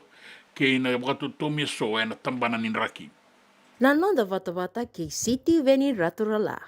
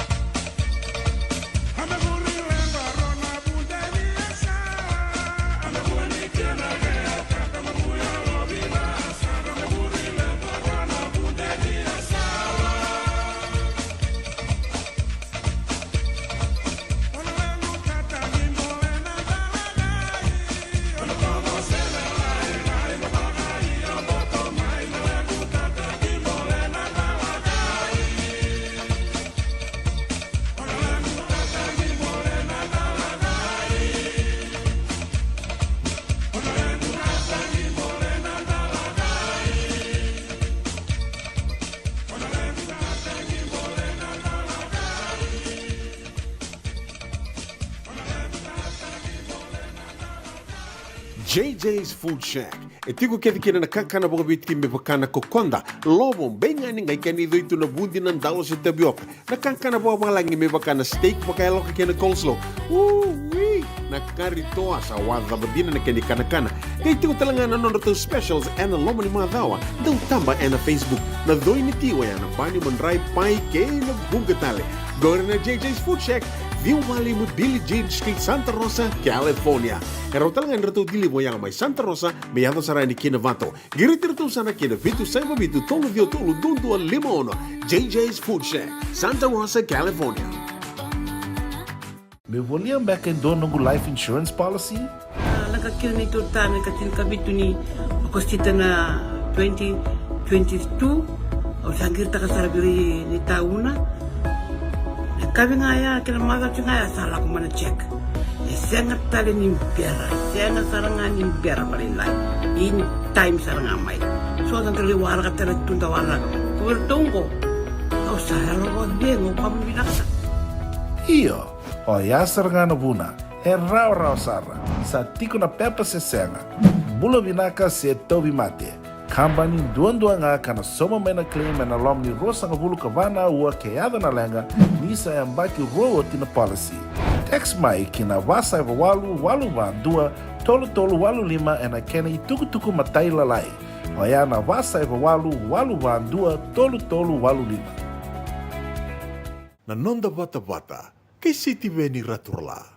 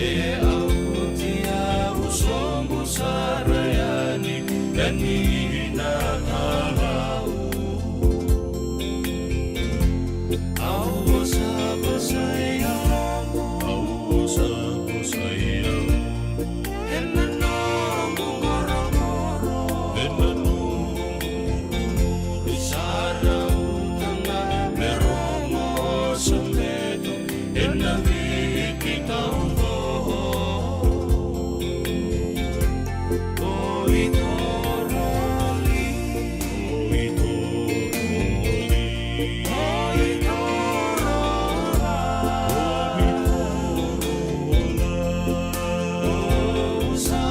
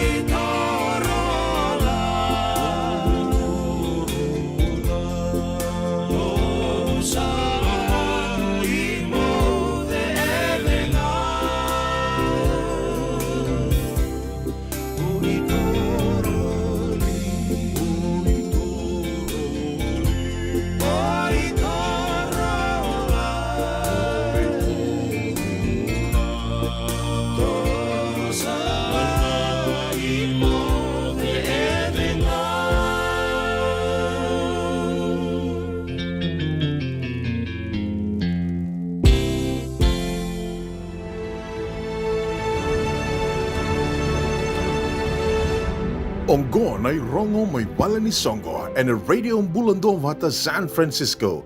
Mekauti kanda vatamai. Besiretiraramba kina Runway Resort Gala and a barawa yo kotoba na ikarusanga bulu kaono ni singa and bulango. May na 5 na kaloko na kabi kina tinikandua ng bong lebu.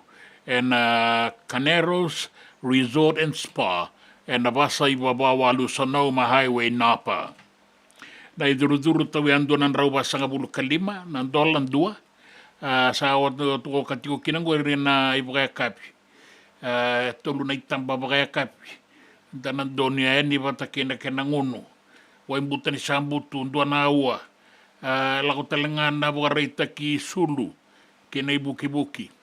Tiko talangakin na dua na kenandau na soli buki-buki primana via bata ke na beitoko ni wasa ni Tandra ke Lolani Boutique anyebiti na isulu-sulu oni kila kwe benganiti ke na songo beitoko ni na Tourism Fiji ke na radio Bulando Vata ke na itukutuku matailalai taleboni vitu saiba vitu, diwa walu ndua, tolu rua vitu.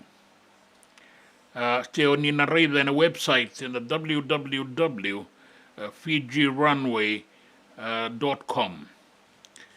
Kuangori, na itukutukundua mbao, e na irongo may nabali ni songo. Na nonda vata kay City Veni Raturala.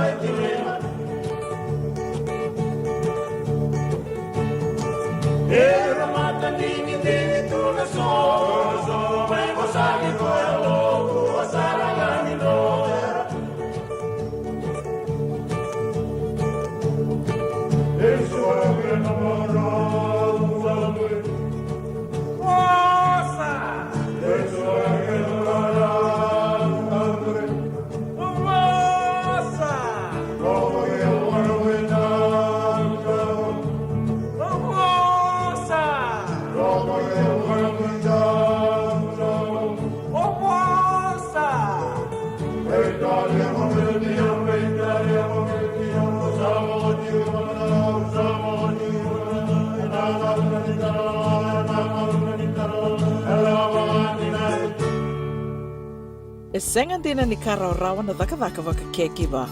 Ia endona kainda wipu ke kawaka mamanta taka tuna bengarabi o ia ke tuna kenda to kakana. Laika na dalo na bisikete na reo bata na sunbells e tinimbulu makau. We kenda to na senga tiko nindreiva se senga ni waka motoka kandau Dren no te tube to seki, erto satu wakarau na Divine Pacific Food Mart mai Sacramento, merto talaveani na nomni boli. Rao Sara, we tartarngayani na taliboni diwa dua ono toluwa diwa ono saibarua, merto wakarotaka katalada mai na nomni boli, ena kena gona to tolo tua.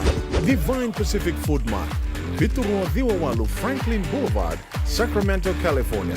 Nama di telefoni Viwan Dua Ono, Toluva Diwa Ono Saivarua. Ertong garap talangan ni kenalai wang semburi ani nanomu yaya.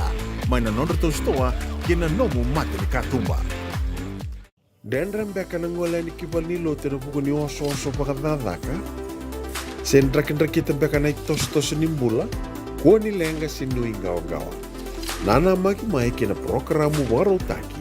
Mai vera tau na New Methodist Christian Fellowship USA. Nongu Chisu, Nongu Banua. Rongo na bima manione na kabini buku lulu bei Kemando e California. Bima mani dua na singilewu ni lotu lewu bei Kemando e biti. And a radio bulan dua wata San Francisco. Me kauti kanta wata mai.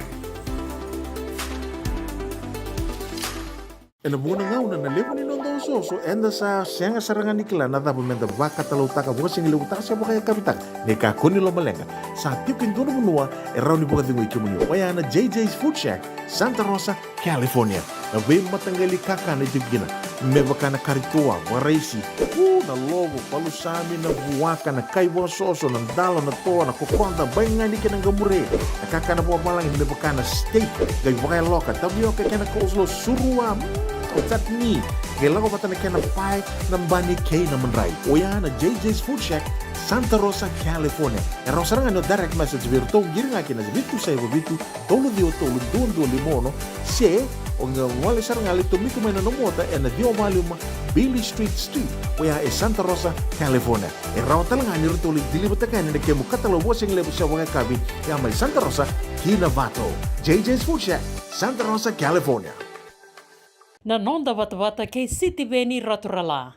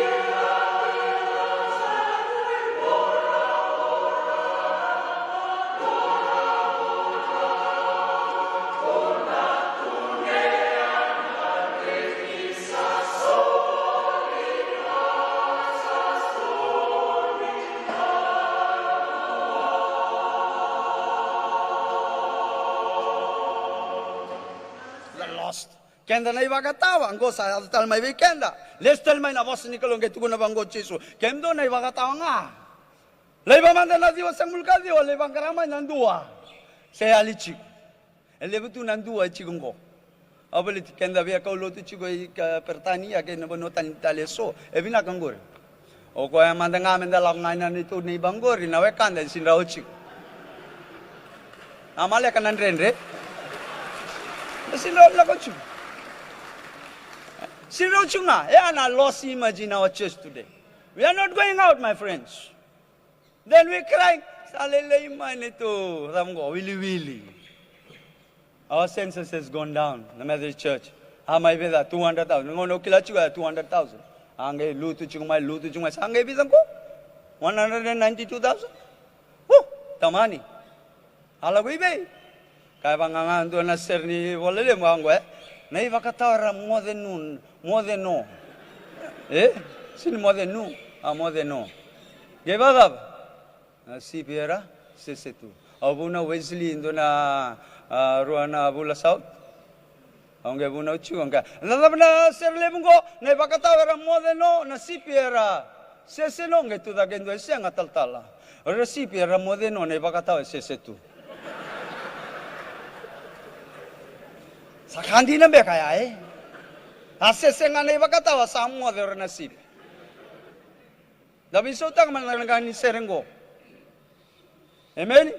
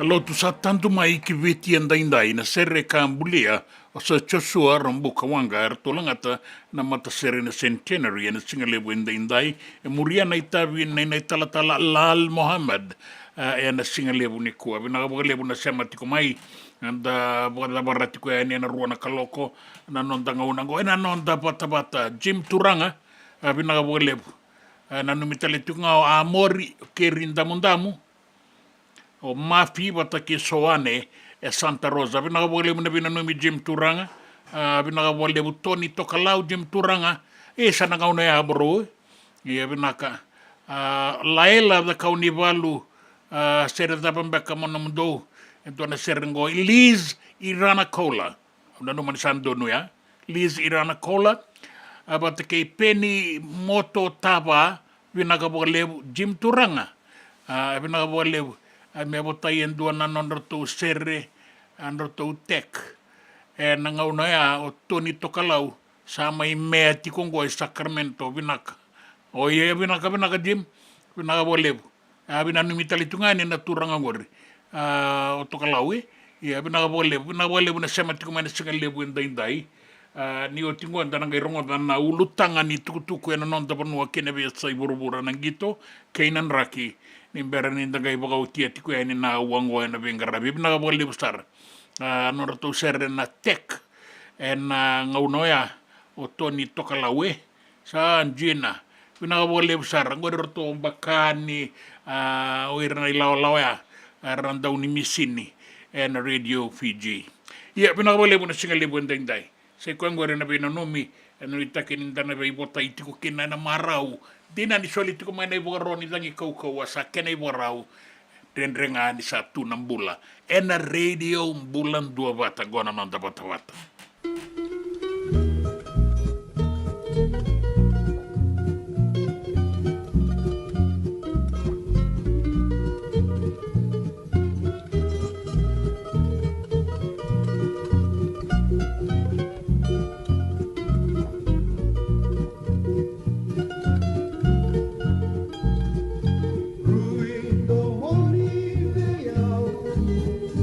Nawa nungu ni uwang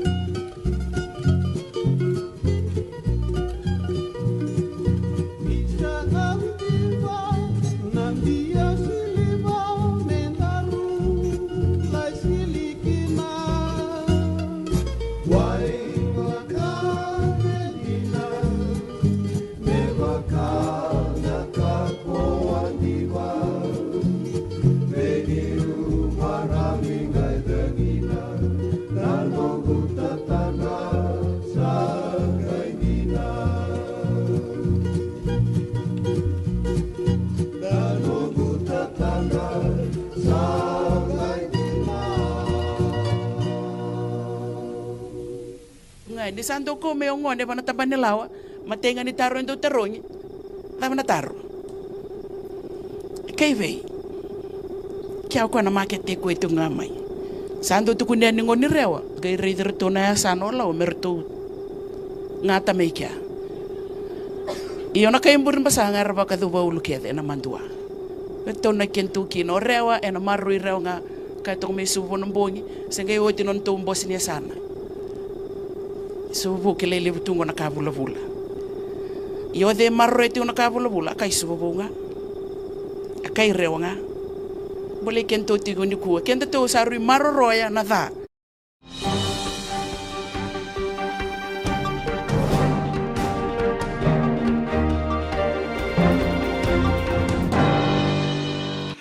Ulutanga ni tukutuku ena nonda bonua. Era sa andan benda indai era bakam bese na leo ni songo ni tamata da kairua ena University ni Zebani Pasifika. Era binakata me sabang alala na iliu ni Kornibuli, Vice Chancellor Paul Aluwalia. Era kaya na leo ni songo irua na Association of the University of the South Pacific, watakin University of the South Pacific Staff Union, me sa bangalala na iliu ni Kornibuli. Sa nende non rawara katiko na bisau, ia na binaka kaya kaya na bibanga kaya laloma ni Kornibuli, merto buka tiki manda orto seranga erto umbeita kitiko, ni rato ya balata tiko na Kornibuli na ngaunango.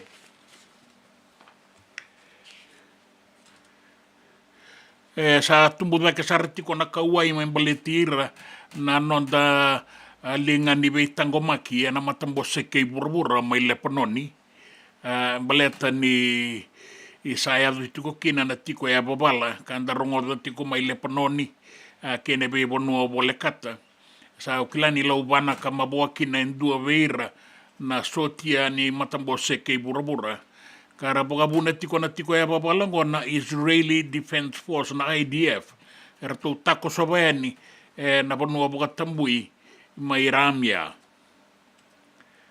sa bogarita ki may ni nangaunango era lewetinin na undol 5 kawalu nandaw ni Beitangomaki na 5 na mata ni tuwe na burabura era tikongo may lepanoni buko ni matambos sa kay burabura and a Unifil merata Tangomaki. Kinanggito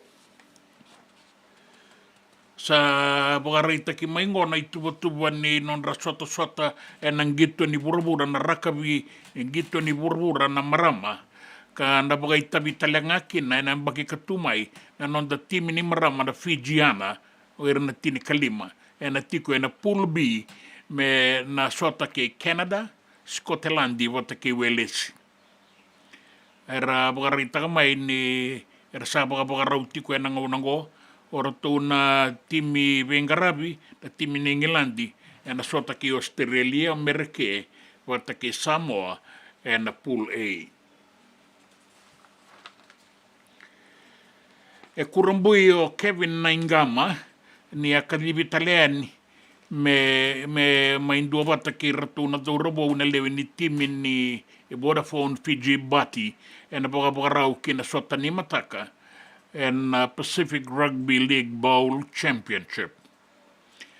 Ka o Kevin ni sa nanuman de sa deng o tiuti nga na balata ki wanwa kin na membale tibiti na ruan undol ruas sanga vulkarua ya endoka kamaruta kana na kadibi italiani mete balata ki bonua talemanda ka na ingama na balata ki bonua wango karuangan ni balu na pala me adaba na mate maka kuni labe na rara sangan indua na baka suka sangan indua na suka imuri tambusoro na timinibiti na Vodafone Fiji Bati erto nanggito na singa ni mataka maka kuni labe na rara kinabiasa burbura era sate ko bubinding-inding talaga na lewe Amerike era tiko na taunda ko ni Banua kara sa bakaw dati ko ni nanon rending-inding na be Banua eso na nomi ni na bingati ta kisarakin na bakaw kawa na itutu ni presidente biraw na lewe rua na ibuka-buka ni presidente na ngaunango Kamala Harris Watakin President di Brazil, Donald J. Trump, and a Republican. Sa tikabungo, wakang bimbi, and nabi bono wataki Pennsylvania, North Carolina, Michigan, watakin nabi bono bolekata. Sa nanumiti ko ni nandua nabi lele nabi binak. Namatay ni wabo kini inding-indingi saya do tikongo. Me ado ni nangalay madala ni kalima ni singa ni bulo November. Ang raki, taong bisarat ko na udwa, na bunga na panua sa sulit ko ni kinango na ibugaro, ni udwa, watake natangi kau-kaua, may nayatu ya sawa, nayatu mamanudo, vitilevu, kandabu, kinabibunua, bole kata yado, kinadeba ni yatulau, enayanu yanu moala.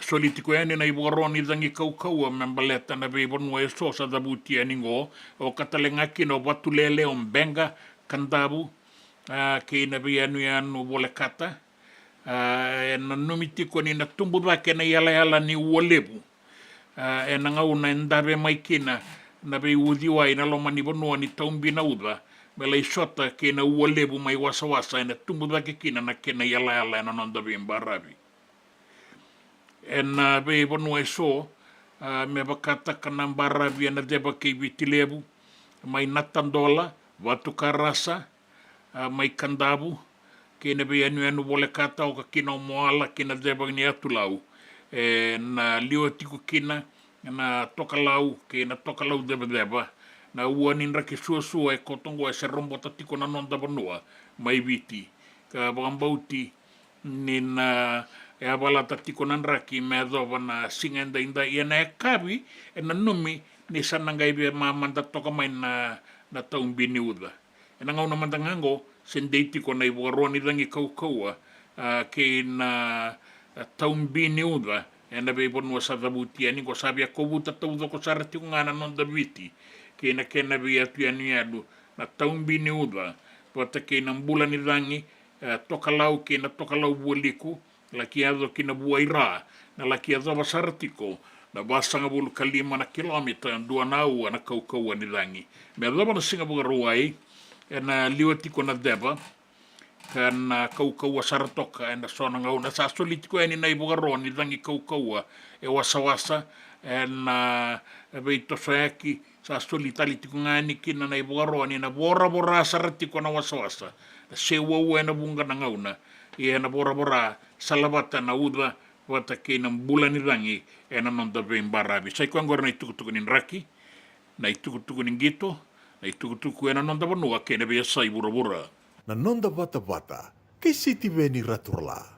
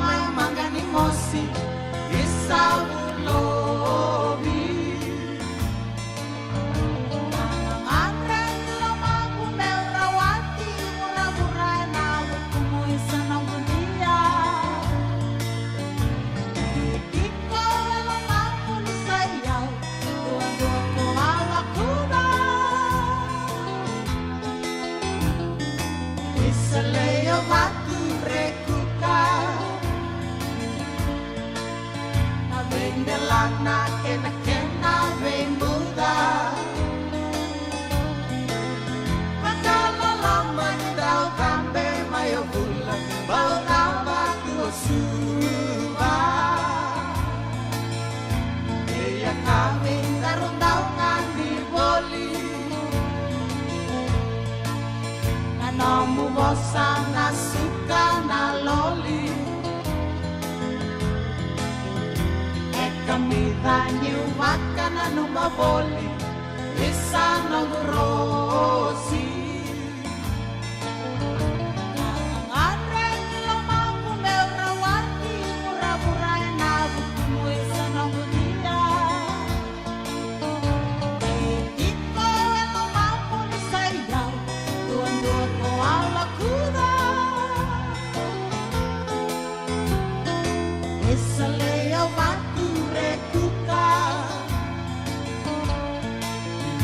vende lana kena vemulda Bakala loma nindao tambe mayo hula Bau batu siwa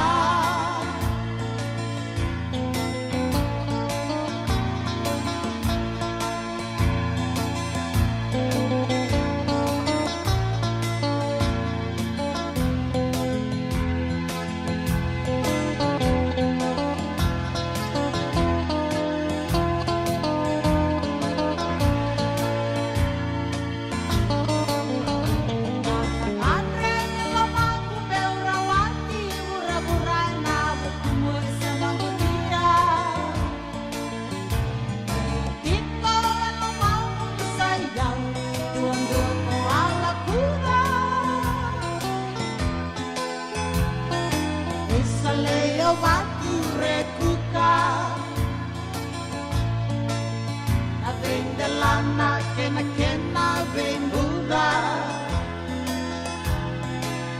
Makala loma nindao tambe mayo hula Bau batu siwa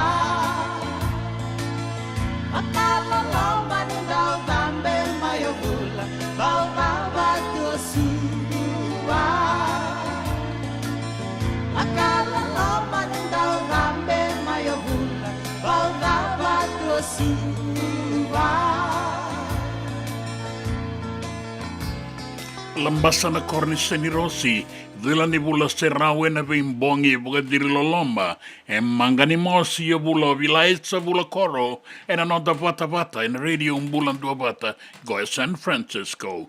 E mosimbure, e pinakabolebu na pinanumiti ko maena pole nimbula emba. Dola bina. Na bukan ini binakang ko ngole bagay ako sartal tunga may etiko nga ko ena bibunwango akan isi tombale raturala dola bina mam to salolo matua ti San Francisco matabu bale seru raturala boy dola bina e pelia bala bina ka bole kai na sere borongo tiko yani na rara ma place makoi nas Josie bina ka bole to borongo tiko may nandaro bunga le tailebu warakiti ko le sumay na bosania sano tailebu pinaka lebu mada akayanga koroi rnayanra auria suara nimbula pinaka kira sabi boga mo ta kitalengani ke sa tatawi ke pinaka lebu ndara kay sota ni matakang balabu ng bula ni kalungata ni samode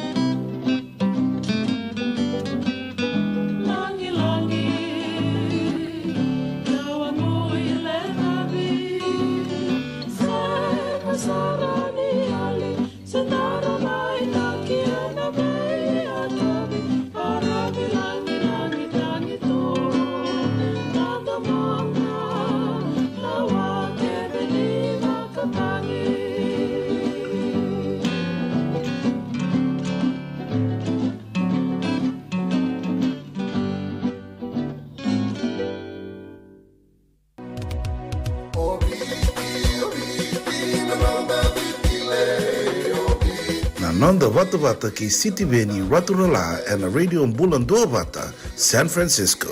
Me Kochi Kenda Vatabai.